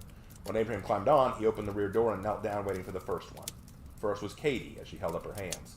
Abraham grabbed hold tight and pulled up, allowing Katie to get her upper body into the bus. Michelle came from behind and lifted up the coils of Katie's body and pushed her inside carefully. Katie continued to hold on to Abraham until she was fully in. Sarah came next and was far more difficult as her large abdomen got caught in the doorway again. Ow! Sarah cried as she felt Abraham and Katie pulling away. I'm not getting through. It's a miracle I fit in last time. Hold on, Sarah. I'm going to pull you out, okay? Michelle asked. Michelle pulled back on Sarah's abdomen and helped her back out of the bus. Let me open this a bit. Michelle climbed up to the door and placed her hands on the sides of the doorway. With a shout, Michelle's roar changed from human to animalistic in a moment, which sounded almost like the werewolf. Abraham leaped back in surprise as she pushed open the doorway further by spreading the doorway apart. The bus might as well have been made of cardboard. How did you do that? Abraham cried. I've never seen you show that much strength before. Well, it's because I'm a werewolf, Michelle explained. I mean, sure, I'm not a wolf right now, but I still have a bit more strength than the average human. I just tap into it. I mean, it's always greater when it's closer to a full moon, and since we only had one a few nights ago, I still have some of that excess stamina. Yeah, but I've never seen it. Never mind, Abraham said. Look, can we not talk about what happened a few nights ago? Everyone fell silent for a moment, remembering, and then Sarah climbed in. Anyway, let's get going, guys. Come on. Michelle shoved Sarah upward so Katie and Abraham can pull her back in. As Michelle said, it was far easier to pull her inside this time. However, the rear of the bus wasn't going to be able to close now. Michelle shrugged that off. Well, we won't worry about the door. Just don't let anyone sit near it, okay? Abraham shook his head at her stubbornness and also at this new discovery. It felt like the more he learned and revealed about the Monster Club, the more things he didn't understand, and the more things seemed to shock him. Would he ever grow used to this? After about 10 minutes, Calypso and Tamil were helping each other carry a cooler to the bus. With Calypso leading, Tamil hobbled after her, holding onto the cooler with all his strength. His teeth were gritted in pain as he fought to hold up the heavy, water-filled chest. Abraham hopped out of the bus and helped him by grabbing his end and lifting it up the back bus. Thank you, Abraham, Tamil sighed, clutching his fingers. Go ahead and get on, man, Abraham laughed. Show me way. Tamil held out his hand and Abraham took it, escorting him to the stairs of the bus so he could climb on. When Abraham had seen Michelle display one of her abilities, it made him all the more curious about Tamil, someone he knew very little about. Hey, Tamil, being a mummy, does that give you any powers? Abraham asked. Powers? Tamil asked questioningly. Well, yeah, like, summoning plagues of locusts? Abraham asked in a joking voice. Tamil's face remained rigid. I hope you're joking, Abraham, he said grimly. There are no such thing as mummy's curse. Shocked by Tamil's stern response, Abraham backed down and flushed shamefully. He had no idea that Tamil would have the question so harshly. Wow, sorry, Tamil. I didn't mean to offend you, really. I got you. Tamil laughed, shoving Abraham a little with a big playful smile. I just fooled with you a bit. Don't be so sensitive. Tamil chuckled and shook his head. Abraham stared and blinked a moment. He'd been playing a joke with a serious and offended response? Truly, Tamil's sense of humor was completely unpredictable. Or perhaps Abraham just didn't have a sense of humor. Man, I can never read you, Tamil. And I cannot read anything. Tamil laughed, using the bus railing to help him up the steps. But do have few skills as undead, Tamil admitted. Can detach limbs and retach. Wow, Abraham cried. That's amazing, Tamil. Can you show me? Can, but won't, Tamil snickered. It is very painful, and limbs only retach if Sarah sew them back on. He pointed to his finger, which Abraham could barely see a faint scarring where it looked like the finger had been sewn back on at some time in the past. So you can lose limbs, just not die? Right, Tamil smiled. Not so fun to be dead. I could have told you that. Ashley suddenly walked up and she climbed on after Abraham. She was holding her umbrella over her to hide the sun, but she was still sweating heavily to the point her clothes were getting wet. Get me out of the sunshine already, she said. Remind me again why you need to be Ashley for this trip, Abraham asked. It's because Ashley is smaller and can hide from the sun much easier than Asher can. Right, Ashley? Michelle snapped. Yeah, I got it, Ashley grumbled, climbing into a seat and laying down, trying to cool off. Good. Everyone's here other than Annie and Calypso, then? Michelle asked. I think Calypso going bathroom before leaving. Annie may be with her, Tamil offered. Abraham stood up and headed to the door. I'll check it out. Michelle looked at him. Wait, you're going to the girls' bathroom? Michelle giggled. No, I'm going to see if they're in there or not. Abraham hurried off the bus and ran inside before Michelle could object. As he walked in, he saw the light of the bathroom was on, sneaking through the crack of the door. Anyone in there? Abraham called. Yes, give us a moment, Calypso cried back. Is Annie in there too? Yes, washing hands, Annie responded. Well, hurry up, we're getting ready to leave. Ah! The bathroom door flew open as Calypso stumbled out and crashed into Abraham. Ow! Calypso and Abraham crashed to the floor as Abraham rubbed his head where he'd fallen. I am so sorry, Calypso cried. What's wrong? Oh, shit. Abraham looked and saw that Calypso's legs had turned back into a long fishtail. Annie must have splashed her accidentally while washing her hands, and she was back in her mermaid form. Calypso, what happened? Annie cried, running out with her wet hands. Don't panic, okay? Abraham said as Calypso struggled to get up on her arms. Annie, go back to the bus. I'll deal with this. Annie nodded and grabbed Mr. Blackie in her arms and rushed to the bus. Once she was out, Calypso rolled over on her back for Abraham to lift her up. He scooped her up and grunted as he felt her weight on his arms and back. Dang, you're heavier than I thought. Don't be rude, Calypso squeaked, blushing heavily. It's not polite to pick on a girl about her weight. After adjusting her in his arms, he walked quickly to the bus where everyone was waiting. I hope Asher doesn't mind this, Abraham whimpered. Asher will understand, Calypso nodded. We're all family here. We understand one another. As he helped Calypso onto the bus and everyone began patting her dry, Abraham thought about all that he learned today. Katie's history with men, Tamil's strange ability to lose limbs and have them sewn on, Michelle being able to tap into super strength. All of it was new to him. Despite him being with them for so long, he was beginning to understand them, but would he ever fully understand them like they did each other? Well, don't just stand there, Michelle snapped. Get us moving, Abraham. Solomon's waiting for us. Oh, yeah.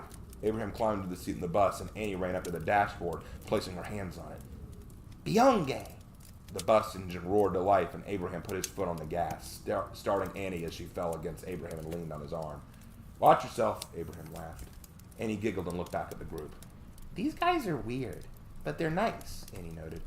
Yeah, they're definitely both of those, Abraham smirked, leading the bus back towards home. And that was chapter 28. You gotta love chapter 28. And now we're on to chapter 29.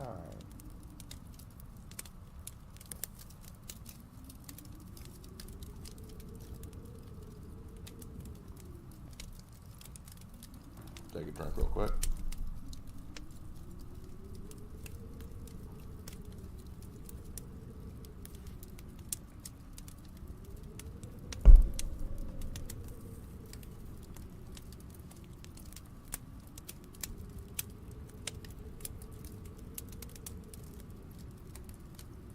Alright, let's move on to the next one. Monster Club Chapter 29, written June 3rd, 2015.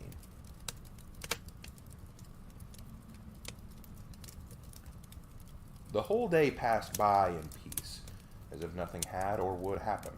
Abraham occasionally would look back at the club behind him, checking to make sure everyone was okay. Ashley was still asleep under the umbrella, her body tanning from the sun despite her efforts. Camille sat beside Katie, who was reading a magazine to him that she'd taken from the gas station. Though it was a woman's clothing magazine, he seemed attentive, as if someone giving him attention was enough. Calypso sat with Annie, who was helping her fill water bottles so that everyone would have something to drink. Sarah, unable to fit into a bus seat, just sat in the far away back of the bus, watching cars pass by and humming to herself some strange song that Abraham had never heard before. Michelle sat behind Abraham with her hand on the driver's seat and watching his progress. The night was falling, and her eyes were more keen than Abraham's. She could better see road signs and where to go. "Take the next right. We should end up on a dirt road that leads to our home," she whispered. Abraham complied and turned, leading them off the paved road and onto a dirt pathway. It was like he'd driven onto the road less traveled. At the top of the bus kept getting scraped by low-hanging tree limbs, and the ground was soft from rained-on mud. The bus moved slowly through the forest until at last the familiar light of a house was up ahead. And the cottage. It was their home at last. As they drew close, Annie ran to the front of the bus and looked out the window. "That's your home?" she asked. "Yes, it is," Sarah giggled from the back. "And guys, it'll feel so good to be home, right?" Everyone seemed to nod their response, except for Tamil, who had a very serious look on his blank face. He was gripping the seat in front of him in a fearful manner. Something was troubling the young mummy, and Abraham could see it.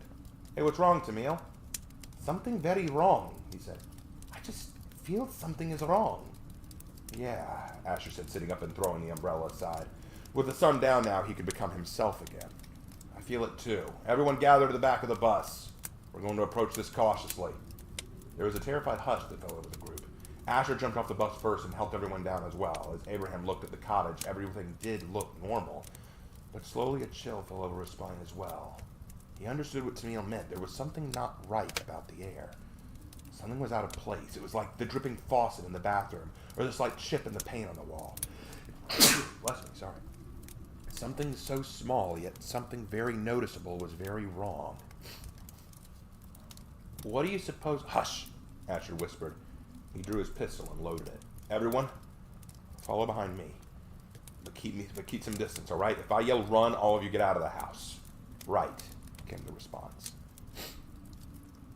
Asher entered the house silently, with such stealth that Abraham had to check once or twice to make sure he still had eyes on him. The house seemed in one piece. Everything seemed nice and tidy and in its place. Solomon must have cleaned it up a bit. As they made their way through the entry hall, they came to the den, and there stood Solomon, facing the back door with his back to them. Asher held out his hand for everyone to stay back as he moved closer to the ghostly figure that was his old friend. "Hey, Solomon, are you okay?" "Asher?" Solomon spun around to see Asher behind him, but Abraham felt his heart stop cold when he saw the look of fear in his face. "Old man, what happened?" Asher demanded. "Get out of here, Asher! Run while you still—" There was a sound of a gunshot. "Ugh!" Solomon crashed to the ground as something heavy struck him. As he hit the ground, he vanished in whiffs of smoke. Asher looked away in horror and saw salt splattered on the ground. "Salt rounds!" Asher cried. "That's right, bloodsucker." The entire club turned their heads to the kitchen door, where out walked a man they'd never seen, and he looked like something out of a Halloween dress shop. He wore a grungy and dirty trench coat with a long-brimmed hat. Scraggly beard covered most of his face, and he had the coldest blue eyes you've ever seen. In his gloved hand was a pistol that was aimed where Solomon had been. In his hand he held a piece of paper with a nail in his finger. There was a crossbow on his back, a rifle, a big knife, and about 5 different other knives on his belt. He stank of salt and some kind of blood. Were those bloodstains on his coat? "A hunter," Asher demanded. "Are you with the Dawnbringers?" "Once," the man scoffed, "but they lost their honor and their dignity by bringing in that vampire. That Drake to be their lapdog. They've forgotten what it means to hunt the filth of this world. I no longer serve alongside those weaklings. But that said, tailing them has given me great information on this little club. In particular, how to locate you and to kill you." As he spoke, he took the paper and nailed it to the door behind him. As he did, Asher suddenly trembled, and he had to lean against the couch next to him. He looked tired. He looked weak and sluggish. What had happened? "You son of a—" "Save your breath, vampire," the man growled, "because soon you won't take another." "Asher!" Michelle ran forward and tried to reach him, who was now struggling to even stand. However, she got close. There was a flash of light. Michelle screamed and flew backwards, clutching her hand. "What the hell just—" "That's a spiritual barrier," the man explained. "When I arrived here, I took the liberty of placing those barrier pages on each entrance and exit to this room. No monster can get in or out once it's set. Any supernatural creature within this barrier cannot get out, and they are stripped of their power. In this room, only humans have the power. Michelle grimaced and tried to push against the invisible barrier, but was met with the same result. "We can't get through! Asher!" Michelle screamed. Abraham looked around and saw that every entrance and exit was covered by a paper similar to the one the man had carried before him. This was the barrier. The pages all together kept Asher in and drained him of his strength. Who was this guy? He planned this all out to the letter. How did he know where they were? How was he so well prepared? "I will kick your ass!" Asher aimed his gun at Morgan and fired twice. But Morgan was out of the way before the trigger was pulled. He kicked at Asher. Asher blocked with his forearm and was straining to even do this. It was like his body weighed a ton to him. He was so sluggish and weak, it hurt to see him like this. What kind of power did this barrier have over him? Asher again made a move to shoot him, or at least hold him off, but he just wrenched the gun from Asher's hand, struck him across the face, and kicked him to the wall. "Stop it!" Calypso screamed. Michelle again ran at the barrier, but was blown backward. Tamil was shuddering in a corner, feeling powerless as Sarah could only stand back and comfort Annie, who was now crying like a baby. She was scared, and with good reason. Katie was shaking with something. Was it rage or fear? It was hard to tell, but whatever she was feeling, Abraham knew he was feeling it. Horror. For the first time in a long time, Abraham felt true horror at the sight before him. But it was not a monster that terrified him. It was this man. What real irony to be scared of the man instead of the monster. "My name is Morgan," he said. "Alexander Morgan. I am the last face you shall ever see, vampire. When you're done, I shall deal with your friends as well," he explained to the groaning and bleeding Asher. He pulled his crossbow and loaded it with a silver-tipped arrow. Asher acted quickly and tried to charge him, but his speed was pitiful in his weakened state. Morgan dodged, pulled the bolt from his bow, and struck Asher in the chest with it. "Ah!" Asher roared in pain and fell back, blood seeping from his chest. He wasn't regenerating. He had really lost his power. He fell backwards and lay on his back, clutching his wound. It must have been some time since he'd been in such pain. Morgan got down on his knees and pulled out a dagger, the blade made of a blessed silver. He raised it over his head and began to murmur under his breath. "In nomine Padre," he began his prayer. "He's gonna kill him!" Calypso screamed, trying to fight her way past Sarah and Katie, who were holding her back. "Michelle, I can't do a thing!" Michelle shouted back. Suddenly, Abraham's eyes widened. "But I can!" Abraham ran with all his might at the doorway and passed clean through it. Morgan stopped his chanting and looked up in surprise. I'm a human," Abraham shouted back. "But I'm part of this club too!" Abraham grabbed the nearest parchment and ripped it from the doorframe, and instantly a calm hush fell over the room. It was like a veil had been lifted. With the paper missing, the barrier was incomplete, and a new strength returned to Asher. "Damn you!" Morgan raised his dagger again and brought it down on Asher. It was too late. Asher's body exploded into thrashing and screaming bats and shadows, lashing at Morgan and reassembling themselves into Asher's fully healed body. He was snarling furiously as he aimed his gun at Morgan's head. Michelle ran after Abraham and stood behind Asher. Morgan dared not move as he was being stared down by Asher and the others. He was outnumbered, and without the help of his barrier, there was no prayer for him now. "It's over," Michelle shouted. "Not quite," Morgan shouted. He grabbed a small pouch and threw it at Asher. It exploded in his face, and Asher screamed as smelly powder struck his face. Powder that smelled like garlic. "Asher!" Michelle and the others turned to Asher quickly as he fell over, growling and trying to rub the powder out of his eyes. As he did, Morgan took off running for the exit. "We should go after him," Katie cried. "He knows where we live, so he'll surely come back." "Never mind that!" Everyone turned around to see Solomon reappear. The assault had only knocked him from the room for a brief period, but he was back and looking even more terrified. "No need to worry," Asher said with a painful smile. "We took care of that hunter bastard. Morgan's running for the hills." "That's not what I was trying to warn you about! Get out of this house now! He's rigged bombs under the foundation! Get out!" The club barely had time to react. Most didn't even feel the sensation of the heat and the impact. The thunderous roar of an explosion filled their ears, their senses, and their bodies. Abraham felt himself knocked off his feet by a massive eruption of power, flames, and force. He could only make out brief glimpses of the others. Asher had his arms around Annie and was yanking her towards the door. Tamil and Sarah and Katie's grip as they threw him to the other end of the house. Michelle and Calypso were caught in mid-sprint as wood and mortar shot around them like gunfire. The club was blasted off their feet into the air and out of the house. Soon all of Abraham's world turned black. He saw no more, and his final thoughts before slipping into unconsciousness were as weak as his vision. What happened to my family?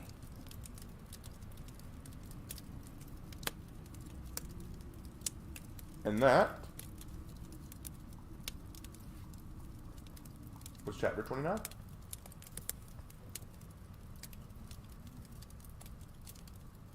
All right. Very good. Let's move on to Shogun of Crime. While I do that, y'all let me know what you thought.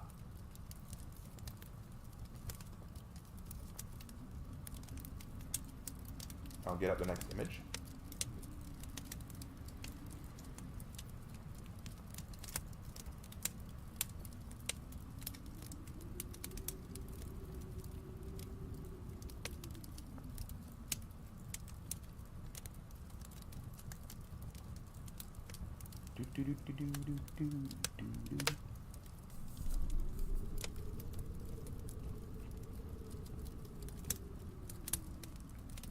Want to know something funny, guys? Originally, when I wrote that chapter, his name was Arthur Morgan. Believe it or not. But, and the thing is, I wasn't basing him on Arthur Morgan from Red Dead Redemption. I honestly wasn't. I didn't know about Red Dead Redemption at the time I wrote that chapter. I just thought the name sounded cool. So, there you go.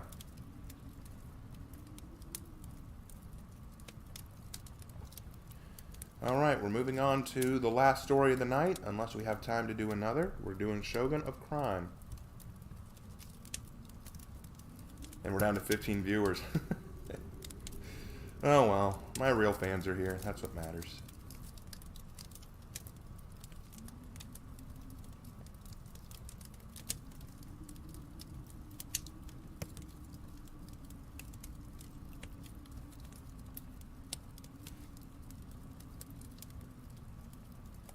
You're kind of confused how the hunter can dodge bullets. What power do they have? Asher was struggling to raise his arm to fire the bullet. If I see someone raising their gun to shoot me, I'm going to step out of the way of where they're aiming. Doesn't matter if the bullet's fast. If your aim is off, then it's not going to matter.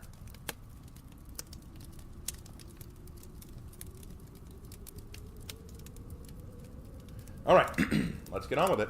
We're reading Shogun of Crime. We left off on chapter... Where did we leave off? Chapter 6, I think? Oh yeah, she had just announced that she had just dealt with the messenger from the Black Death. Alright. Oh, you're going to love this chapter. You're going to love this. Chapter 6. This is one of my favorite chapters. Alright, here we go. Shogun of Crime, Chapter 6. Published May 23rd, 2018. That bitch will learn quick what happens to people who piss me off, Mitchell snapped. It had been 8 hours since Reggie had come back, a knife wound in his gut, moaning and simpering about the savagery of Oichi Taiga. He couldn't begin to describe his anger at the news. He sat in his office on the second floor of his butcher shop. This shop was where he ran his gun-running business, and it's where he conducted all business deals, in terms of both meat and organized crime. How dare she? No one drops out of a deal with me. If it wasn't for us, their whole operation would be buried. Who does this whore think she is? I'll show her. Oh yeah, I'll drop her I'll drop her in a fucking jail cell and shoot her in her smug... His phone rang, which stopped him mid-rant. Mitchell froze and reached for his cell phone, sitting down in his office chair and glancing out the window at the street. It's Mitchell, talk, he answered. You got a fucked up sense of humor, Mitch. Mitchell groaned. He hated this voice, hated hearing it. Detective Jonathan Morris, his mole on the inside of the NMPD. Their relationship was a very thin one. The two bickered and spat at each other behind closed doors while working side by side to assist each other. Morris looked the other way. In return, he got cut off for their profits. What are you talking about? He snapped. You think we're just your toys, Mitch? Think you can just bat your eyes and the police will all fall all over themselves to please you? It's amazing how little sense you're making right now, Morris. What's the issue? You gave me a call about the Taiga gang and that you're ready to see their whole world come crashing down, were your exact words. So where the fuck are they? The hell are you talking about? I told you where they were. I gave you the addresses for all 5 of their stations of operation. Okay, so now you think I'm stupid, that's it? Not only do you think I'm your dog, but you think I'm dumb. There's nothing here, you lying son of a bitch. Mitch blinked a few times, his words catching in his throat. What, nothing? Nothing. Every location is clear. A simple car dealership, a bicycle shop, an auto repair shop, a department store, and this fucking manor you sent us to? Nothing. There's no evidence of gang activity here. Well, then interrogate the neighbors. Talk to the employees. They obviously just packed up and left, Mitchell reasoned. Find out the truth. I did. And they said that a bunch of hoodlums used to sit around and smoke weed, but they never dealt or showed any signs of drug production. And since I know you wouldn't call me out to arrest a bunch of drugged up little shits, I can only assume that this Tiger gang that you told me about isn't here and has never been here. Don't you talk down to me, you piece of shit. I sent you there because the Tiger gang backed out of an agreement with us, and now they're going to pay for it. Should I remind you what happens to people who back out of deals with me? Well, go right ahead, Mitch. Yeah, go right ahead. And while you're sending your boys over to pound my face into the concrete, you'll have 5 SWAT teams busting down the doors of your operations. You brought me into your little business, and I can sell you out any fucking time I want. Maybe it's time you learned who shouldn't talk down to who, Mitch. You don't talk down to me. The two both fell silent, but were fuming furiously to themselves about the frustration of this whole issue. All right then, detective. So tell me. What are you calling to tell me? Oh. Now you're calling me detective. All right. As a detective, I have made 2 deductions, he snarled. The first is that you used your influence in the police to try and take down a rival gang, but gave faulty information. In that case, it means you lied to us, and now we're the fools for it. Or you actually did give us correct information, and based on witness accounts and interrogations, the gang you sent us after is nothing more than a bunch of aimless, harmless hoodlums who spend their time smoking weed and loitering. In either case, you again wasted our time and resources. You don't understand. This Taiga, this new bitch who took over. She's not like her husband was. There's something about her, something dangerous. Wait, hold on. A woman? You mean to tell me this gang, run by a woman, is giving you trouble? How long has she been a thorn in your side? Don't tell me just recently. She ain't no normal bitch. You know what? I think we're done here, Mitch. I highly suggest you not contact me again and find someone else in the police to do your dirty work from now on, because I didn't sign on to be your laundry boy. Don't you hang up this phone on me! Don't you hang up on me, you rat face! Click. God damn you! He roared as he threw his phone to the ground furiously. He leaned against his desk and roared, pounding his fist against the wood. Where did they go? How did they know what I'd do? That slut! She couldn't have planned this! He stood and began pacing the room. It doesn't matter. Morris will pay for the double crossing, but later, right now, I need to find that Taiga bitch and her little gang. They can't have left no trace whatsoever. There was a knock at the door. Now's not a good time, Mitchell called to the door, but the knocking continued. Fine. Come in, what is it? The door opened in and walked 2 men wearing suits, ties, and one had on a fedora. In between them walked an Asian woman with moderately long black hair and a cold expression on her face. She wore a button-down shirt, slacks, and a long overcoat over it. She marched in, heels clicking, and then paused. In her fingers was a cigarette, still smoking. Mitchell stared at her a moment, slowly processing who she was. I beg your pardon, she said. I understand you were looking for me? She asked. You! He screamed. How the hell did you get in here? I walked in, she explained. Mitchell grabbed for his broken phone to call the front office to find out how they'd gotten past Lewis. Oh, don't bother. Your friend Lewis has a bullet in his knee and won't be up for making his way for the stairs to your office. Mitchell stared at her and dropped his phone, going to his desk for his pistol. But before he could, the 2 men beside the one pulled their guns out on their own, aiming at his head, forcing him to freeze. I wouldn't recommend testing Max and Jarrell here. They're both a bit excitable with a gun. Mitchell sat down in his chair and sighed. All right. So, you're here to negotiate with me in person? No. You had that chance when I invited you to dinner, Oichi replied, walking inside.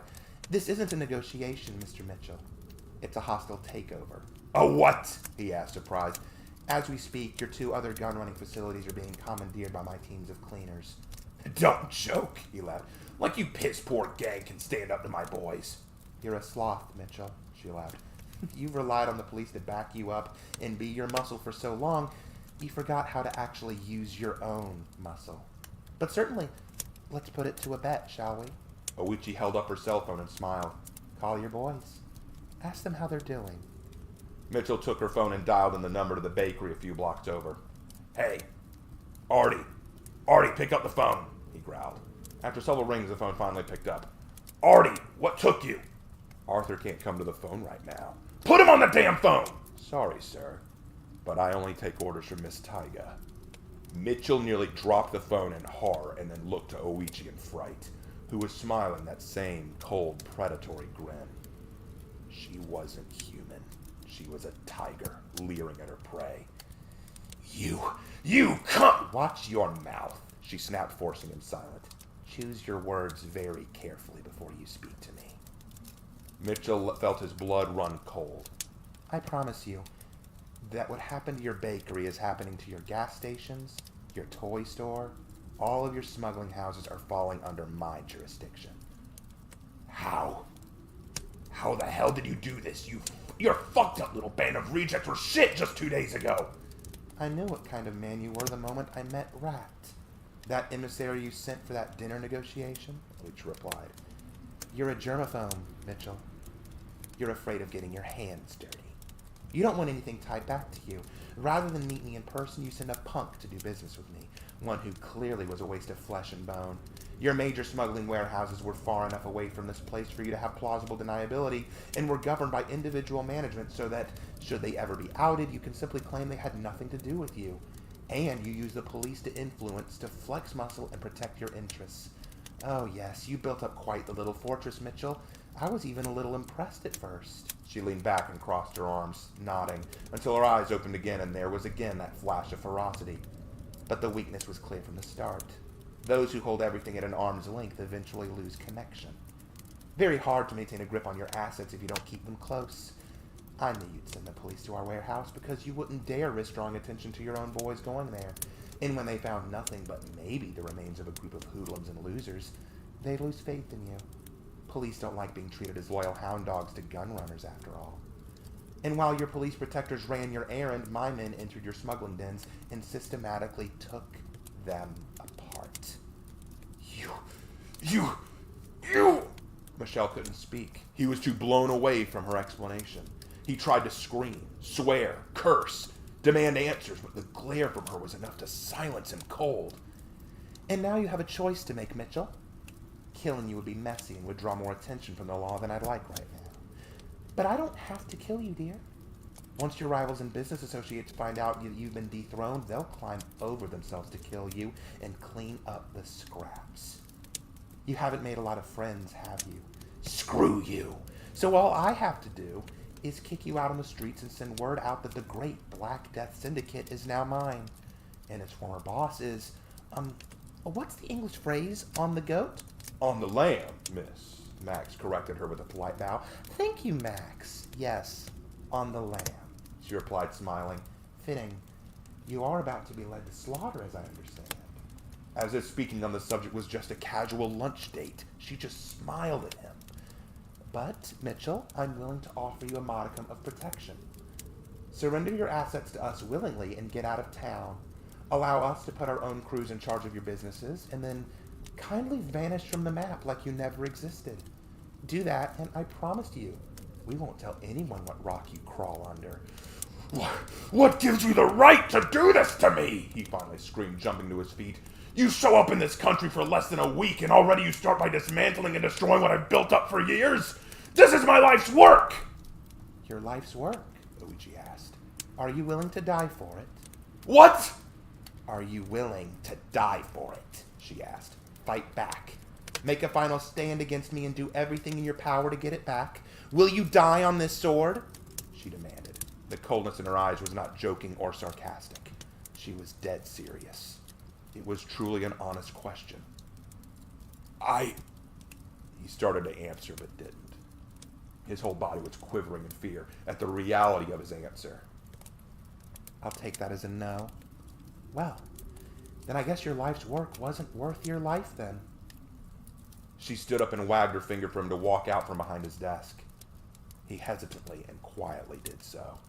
And as he did, she walked around, took a seat in his chair, leaning back and smiling up at him, taking a puff from her cigarette and blowing the smoke in his face. She was now the clear power holder, and she smiled. Then, by all means, Mitchell, flee with your life. And know that your former businesses are in good hands. You're a heartless beast! And you're a cockroach, she replied coolly, which makes me wonder why you bothered trying to start a war with me at all.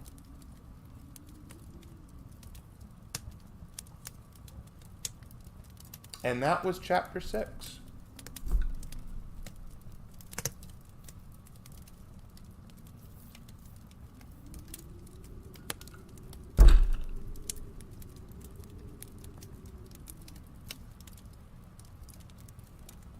Let me know what you guys think while I get set up for the next one.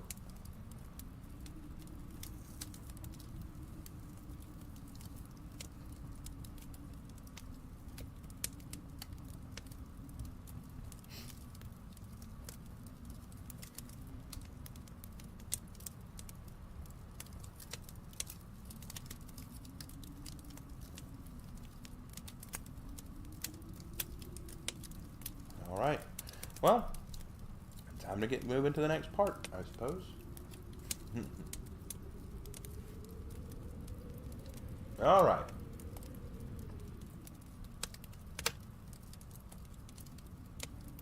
Oh, hold on. Shoot.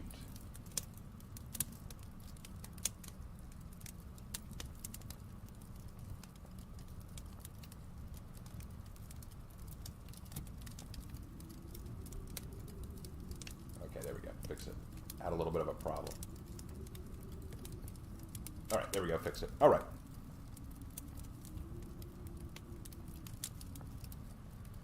All right, here we go. Chapter 7, published July 1st, 2018.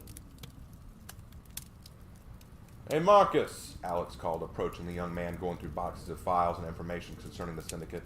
What's the latest in terms of profit? Well, I'd say it couldn't be better, Marcus laughed. It's only been about a month since the Black Death group fell, and you've practically slipped it in your shoes. Profits are up double what they were before, we've gained hundreds of new customers, and we've got a new drug trafficking route opened up with a new cartel spearheading them. We may need to slow down, Alex said. Too much growth and we'll get some unwanted attention. I doubt it, Marcus shrugged. Miss Tig has been garnering public approval over the last 2 weeks by giving charitable donations to the local orphanage and soup kitchens. Wait, what? Alex said. So she was really pulling a Robin Hood act this whole time? Partially, Marcus agreed. For her, I don't think it was just about growing a criminal underground. To her, I think all this is just a means to an end. All right, and what is that end? Remember when she told us when she first took charge? She wanted to save this city from the gang war? I think that's what she's doing now. Okay, so one powerful gang to rein in the others? Alex asked. That's the big secret? I doubt that'd do any good. She can't keep a large operation like this completely under control. And plus, there are still lots of things in the gang who still see her as a problem. I think that's more a factor of the changes she's made in-house, Marcus answered. In my opinion, I like them. Really. Since she took over, she's forced us to act more like a machine than a broken-down car. Remember how all anyone would ever do is lay around getting high? Well, now we're getting work done. Enforcing a dress code, encouraging constant communication, regular inspections. She's turning this into an actual organization instead of just some social group. Look, I mean, I can't argue with the results, but I know there are a few who wouldn't mind taking her down a notch. I mean, you do know what the local paper's calling her, right? I don't really read the papers no more, Marcus replied. Did they get her picture? No. No one knows what she looks like yet, Alex said. But they know she's female and she's taken over. They call her the Tigress. Oichi the Tigress, Marcus laughed. I like the sound of that.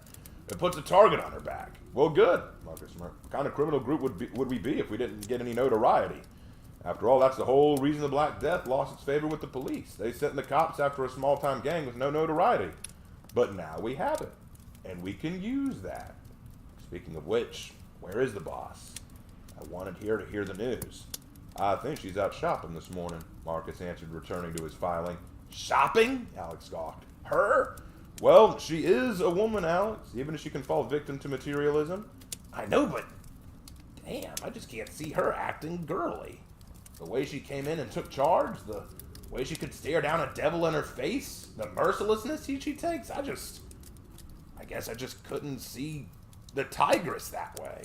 Well, you gotta remember, Alex, tigers still start out as kittens. Miss Tiger's still young. I think that kitten has yet to grow out of her. Oichi had almost forgotten the joys of shopping.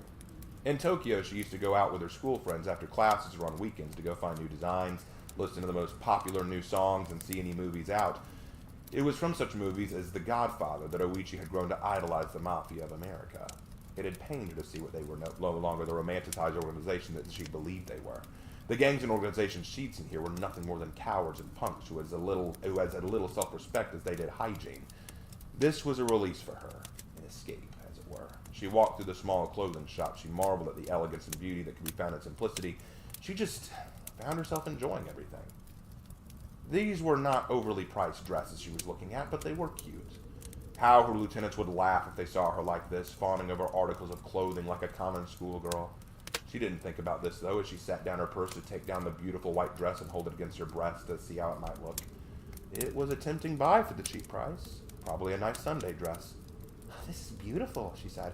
"I'm sure I can afford—" Out of the corner of her eyes, she saw movement. The slightest of slinks.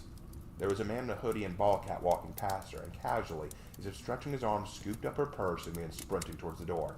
"Stop!" Oichi screamed, dropping the dress and tearing after him. Oichi was quick, but this guy was far faster. He must have been a career pickpocket, as he easily cleared the checkout aisle and powered through the doors of the store out onto the street. Oichi had to kick off her high-heeled shoes as her heels slowed her down, but even without those, he was still outpacing her easily, and now her bare feet were hurting from running on concrete sidewalk. "Give that back!" A few folks heard her cries and saw the man, and even a few moved as if to stop him.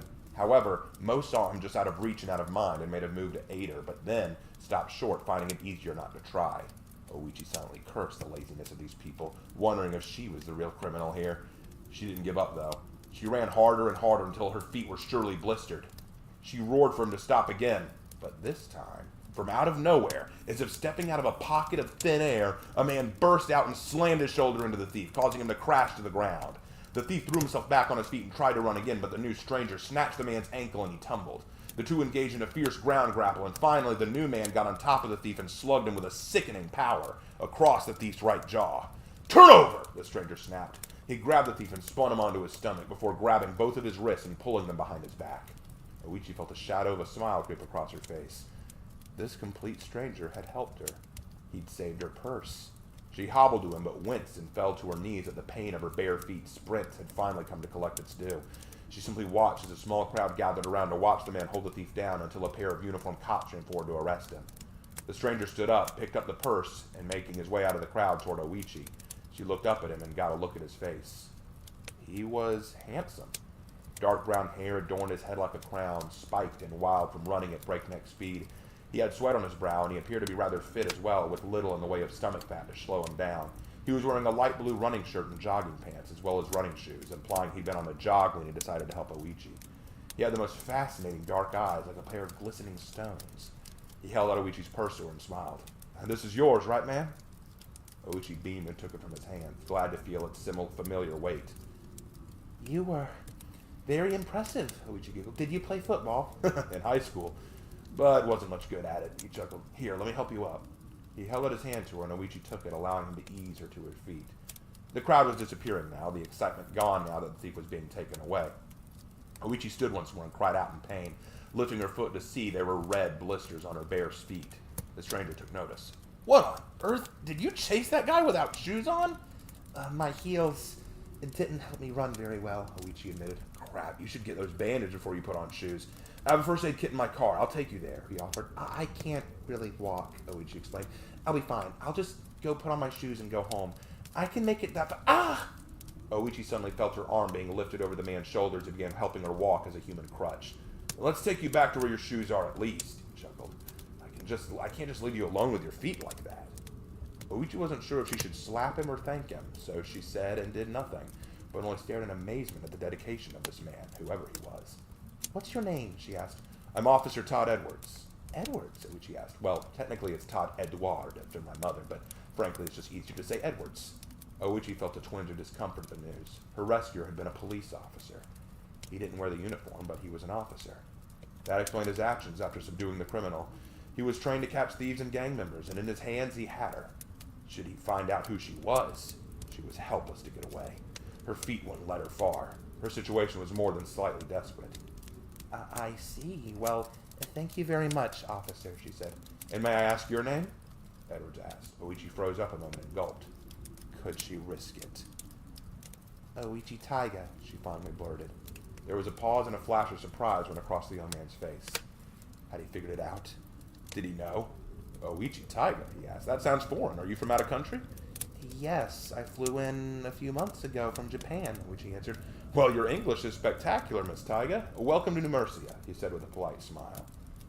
Oichi felt herself relaxing some. It seemed the officer she now was with had no idea who she really was. If he did, she'd rather not think about just how close she came to blowing her entire operation out of the water. After walking back to the shop, Oichi found her shoes by the store where she'd kicked them off, and she bent down to pick them up. Are you going to be okay getting home? Officer Edwards asked. I'll be all right. A few blisters won't bother me too much, Oichi answered. That was only half true, though. As soon as she got halfway down the block, she'd call a cab to pick her up. She didn't think she'd be walking far in her condition.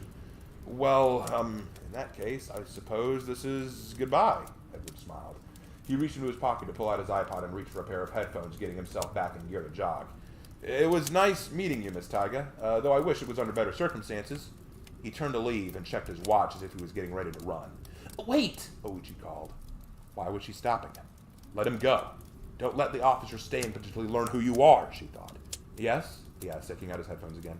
Just say forget it. Thank him and let him go. Don't entertain this notion of gratitude too long. Let him go. Would you like a cup of coffee? She asked. Why she asked this, she couldn't tell. She was just as shocked by the offer as he seemed to be. He blinked a minute and then smiled. Wow, that's nice, but then I get her to drink coffee right before a run. Plus, I didn't bring my wallet.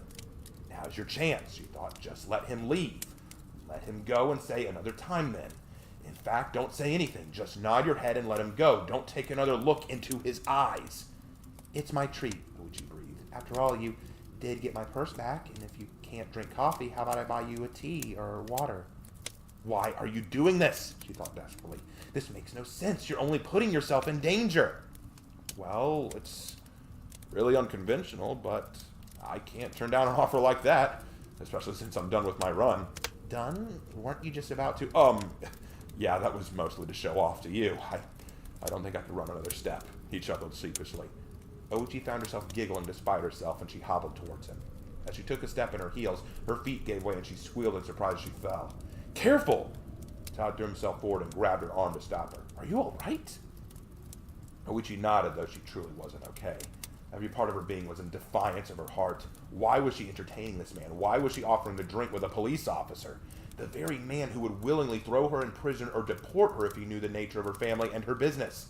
This was all wrong, and in her mind she was calculating all the risks and dangers of this little date she was about to have, and yet nothing in her mind that she could contemplate how the method of escape could overrule the beating of her heart as it cascaded into rapid throbs just at the touch of this stranger. I'm fine, thank you. I guess my blisters hurt worse than I thought. Well then, there's a cafe not far from here. I'll walk you there.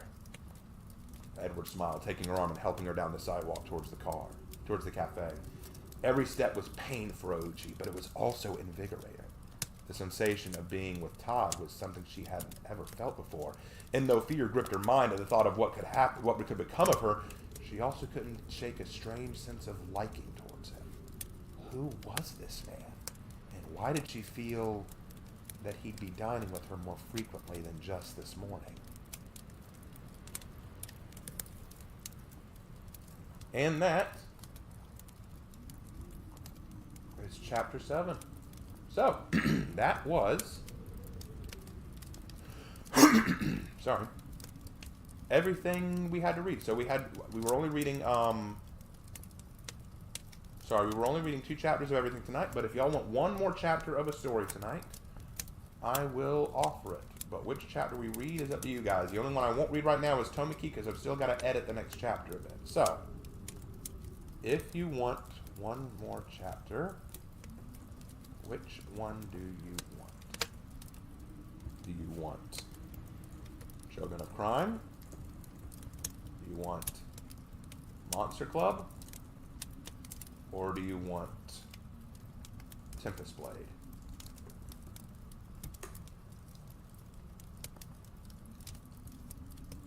Alright, I'll leave the poll up and I'll get something to drink.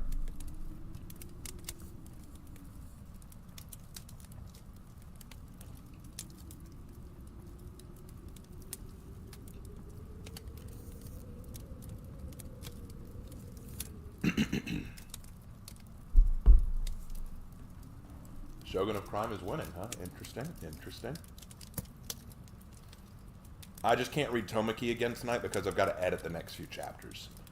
As I'm going through Tomiki, I'm making minor edits to my bad writing because it was such a long time ago.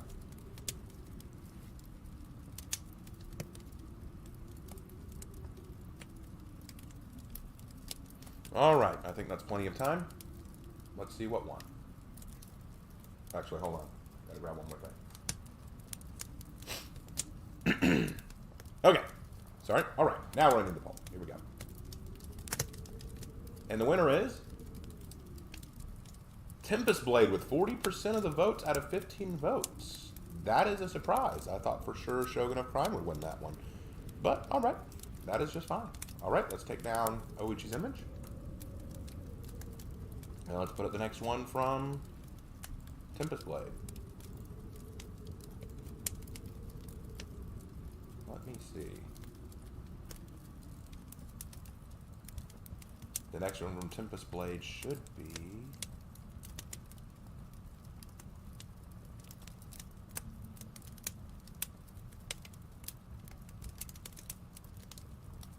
Yep, here it is. Found it.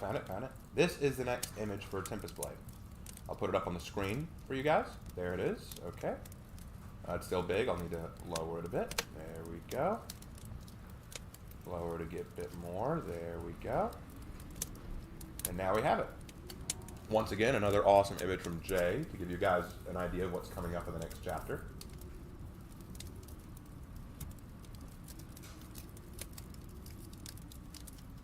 All right.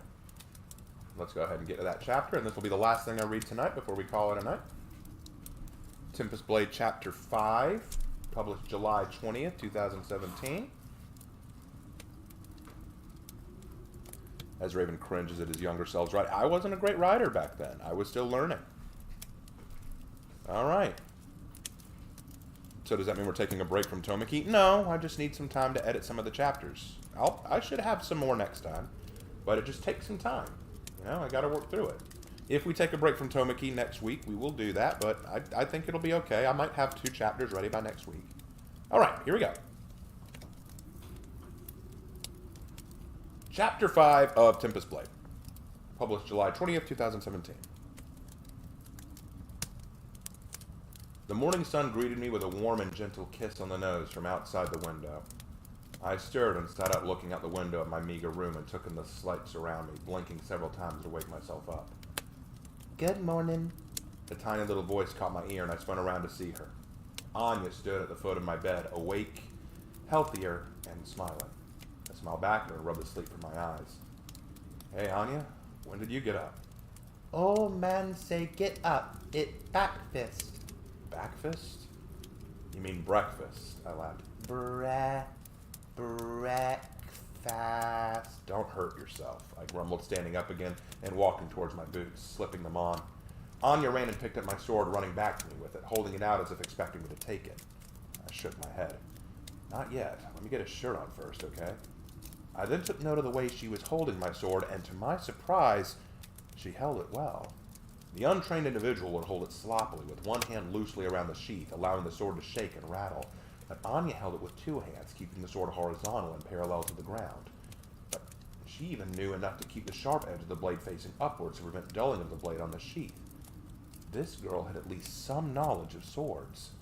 I recounted to last night when she asked if I was a warrior and the smile on her face. Who was this child? Where was she from? After getting on my clothes, I finally took the sword from her and strapped it to my side. She smiled at me, a familiar grin. I patted her head encouragingly and walked to the door before opening it. I brushed her hair over her ears to cover them and then allowed her to step out. Anya, listen. I know you're struggling to speak the common tongue, but you must not speak Lothari language here. She stared at me dumbly for a moment, as if struggling to understand what I had said. No Lothari language. Speak like you, she asked. Yes, speak like me, I whispered. No one can know about your ears, or about what you are. I doubt she understood that, but she nodded all the same. She got the message. When we got downstairs, there were only a handful of guests and patrons in the dining room. Standing behind the bar was Rox, cleaning a few glasses and setting them on the bar. When she saw Anya and I come down, she grinned and waved. Well, morning, you two. Glad to see you're looking better, kiddo, she announced. Anya smiled politely and gave a little bow, a traditional way of showing gratitude in Lothari villages. I stopped her instantly with a hand on the shoulder. Say thank you, I hissed. Anya nodded and spoke slowly and carefully. Thank you, she announced. The entire dining room all glanced in her direction and smirked at her cuteness. Rox giggled and leaned over the bar at her. That was very polite, Rox smiled. Anya beamed. I helped her up onto the bar stool and sat down next to her. Rox immediately brought out 2 plates of typical breakfast, pork slices, eggs, and home-fried potatoes. I reached for my bag of coin to pay for Anya's, but Rock stopped me. Don't. But you said the other night, Look, I was riled up that night. Her cost isn't an issue as long as she's with you. You're both on the house, Rock smiled. Besides, she might be able to earn it like you do. how so? I asked. Have you given any thought to what she's going to do while you're out on patrol in the forest? She asked. I flushed and shook my head shamefully. Honestly, no. I haven't, truthfully. Honestly, I've been a bit sidetracked to even think about my patrol today, I admitted. Turns out being a parent isn't so easy, is it? She teased. I'm not her parent. No, she just lives under your care and protection while you educate her on our language and customs. Maybe not a parent, but a guardian. Rox, you're going to tease me all morning or offer a solution to my problem, I countered. You're no fun at times, all right? Anyway, how about you leave her here with us? We can put her to work in the kitchen or helping carry food out to customers. You want to employ her? A bit young, isn't she? I laughed. By your own admission, she's a natural learner. Plus, this allows her to earn her keep around here, Rox explained. Dad can teach her how to cook and clean, plus interact with the guests will teach her how better social skills and her understanding of our language. I wanted to argue to resist the idea, but some part of me that I did not recognize was excited about Anya staying in the inn to cook and clean around customers who might see her ears and react viciously. Yet I also knew it would be harder to keep her safe on the forest. It was true. Rox and Guys were the best people to keep an eye on her while I was away. I looked down at Anya, who was barely able to reach her plate, being so short. She had to reach out with her hands across the bar like crab claws, scooping tiny mouthfuls and drawing them to her waiting mouth. I just smiled and began lightly rubbing her head. Just promise you'll take care of her? I asked. Of course we will, Rox grinned. We'll make sure she's safe. I nodded slowly and then glanced down at Anya. Now came the part where I had to tell her to stay here with people she barely knew or trusted. But that could wait until after breakfast. Let her finish eating. I strapped on my sword and Anya watched me from the bed. I made sure to grab my pouch of medicines, bread, and drinking water. She watched enraptured by my every movement and choice. I finally slowed my preparation work and glanced at her. I want you to stay here with Rox, I said pointedly. She stared at me and blinked a few times. Okay, Kosan Amidiniad, I tried my best to explain. This time she understood, because her expression changed to disconcertion. Anya won't stay with Ethan, she cried. I have work, Deramir, to protect. Anya still looked displeased, but didn't argue. Kind Sideran, a warrior, I explained. My job is to keep our home safe. All right.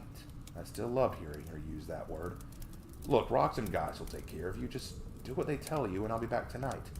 Guy smell like Kai Blythe, she grumbled. I stifled a laugh. Even if he does smell like cow shit, he's the only one who knows your secret. Ethan come back soon? Of course, I smiled encouragingly. So, just be brave for me. Akirivan. Akirivan was a phrase I'd heard Lothari say to their children as a way of encouraging them to do something. It roughly meant to be strong or to not hold back. Hearing it, Anya went stone-faced and gave a curt nod. Anya be brave, she announced. That's a good girl, I smiled. Now come on downstairs, quickly. Anya obeyed the order. It was so remarkable how quickly she could pick up on our language. I led her down the stairs and pointed to the counter where Rox and Guys were both working. You stay with them. All right? She nodded. All right. I smiled and walked to the door and opened it. As I was about to walk out, I stopped and looked back at her. Her little round face was sunken with a pitiful frown. It actually hurt me to walk out the door, even if it was only for the day. I wanted to stay with her, to teach her the languages, and she had to start learning soon. But I needed to return to the forest to patrol the border. I raised my hand to her and waved. I dared not say farewell in her language, and I feared she might, but she did not. She just lifted her little arm and waved. Bye-bye, she muttered. As I walked out of the town, I saw a small crowd gathered by the gate. Curiosity gave speed to my step as I approached. There was a gate guard all trying to maintain the peace, but the civilians outnumbered the guards. As I got closer, a few noticed me and eyes began turning towards my person. They stepped aside so I could more easily see the scene, and what I saw severely unnerved me. There was Andrea, with a bloody lip and a swollen cheek and eye. She was leaning against the edge of the gate, her wicker basket on the ground, with at least 4 broken bottles of herbs and juices splattered and spilled. She had tears in her angry, puffy eyes, and they were glaring at a man across from her. It was Brandon, his fist clutching a brass knuckle in its tight grip. He was sneering and readying to hit again. "We don't want your goddamn kind here," he barked. I told you I'm not a witch or a sorceress. I just make potions, Andrea cried. That's quite enough already, the gate guard shouted. Brandon's friends all stepped up to block the guard so Brandon could finish what he was going to do. But they wouldn't stop me. My hand went to my sword as I marched forward. Lay one more hand on her and I'll sever it from your arm, I roared. Brandon heard and stopped, turning to see me. His friends didn't even bother trying to hold me back. I stormed past him and hurried to Andrea. Andrea, are you okay? I demanded. Get the hell out of here, you traitor! Silence! I barked, drawing my sword so fast that in the speaking of the word, my blade had gone from my sheath to the tip of his chin. Go home, and if you ever return, your blood will water her herbs. The venom dripped from my lips. It must have struck home. But as the crowd instantly dissipated and Brandon's friends were backing away. Brandon, though, tried one more time to look tough. You wouldn't. I'm a human. You're with the Empire. Even the tame dog bites if you test it, I retorted. So, test me. Brandon gulped and quickly ran away with his posse. The guards, looking relieved that the situation was resolved, gave a silent thanks before returning to their posts. I turned to Andrea, who was kneeling down to pick up her things. Are you okay? I asked. No, she answered truthfully. No, I'm not. I'm never coming back. Andrea, no, please. After this, they'll just keep coming back. They'll kill me before long, and you won't be there. I won't let them. You won't be there, she whimpered. You can't be. I'm sorry, Ethan. I'm sorry. I just can't. I can't. She picked up her basket and turned, running out of the gate and down the path to her house out of town. I watched her run and sheathed my sword again, the weight of sorry hurting my soul. The war may have been over for our country, but the conflict had not ended. This tension would kill someone eventually. And Andrea was right. There would come a time when I wasn't around, and when that time came, what would I do? Things seemed so much easier on the battlefield. And that was chapter 5.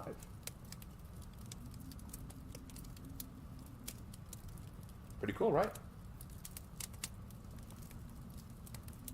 All right.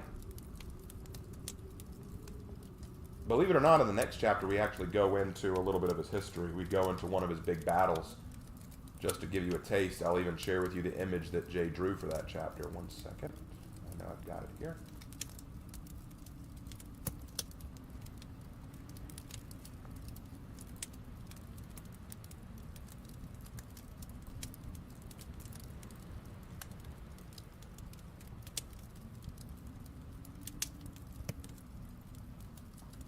There you go. Get a load of that.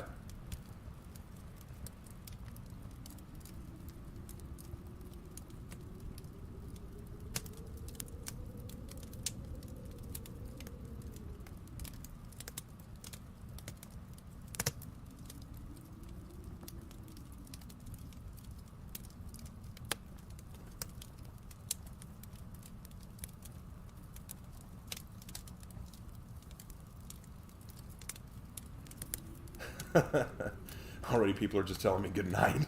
I haven't even fully put up the picture yet. All right, well, it's fine. Okay. Well, anyway, I'll go ahead and take it down then. All right, well. Thank you guys for coming. I know this isn't my most popular streaming series, but I like reading my own stories, so thanks for coming.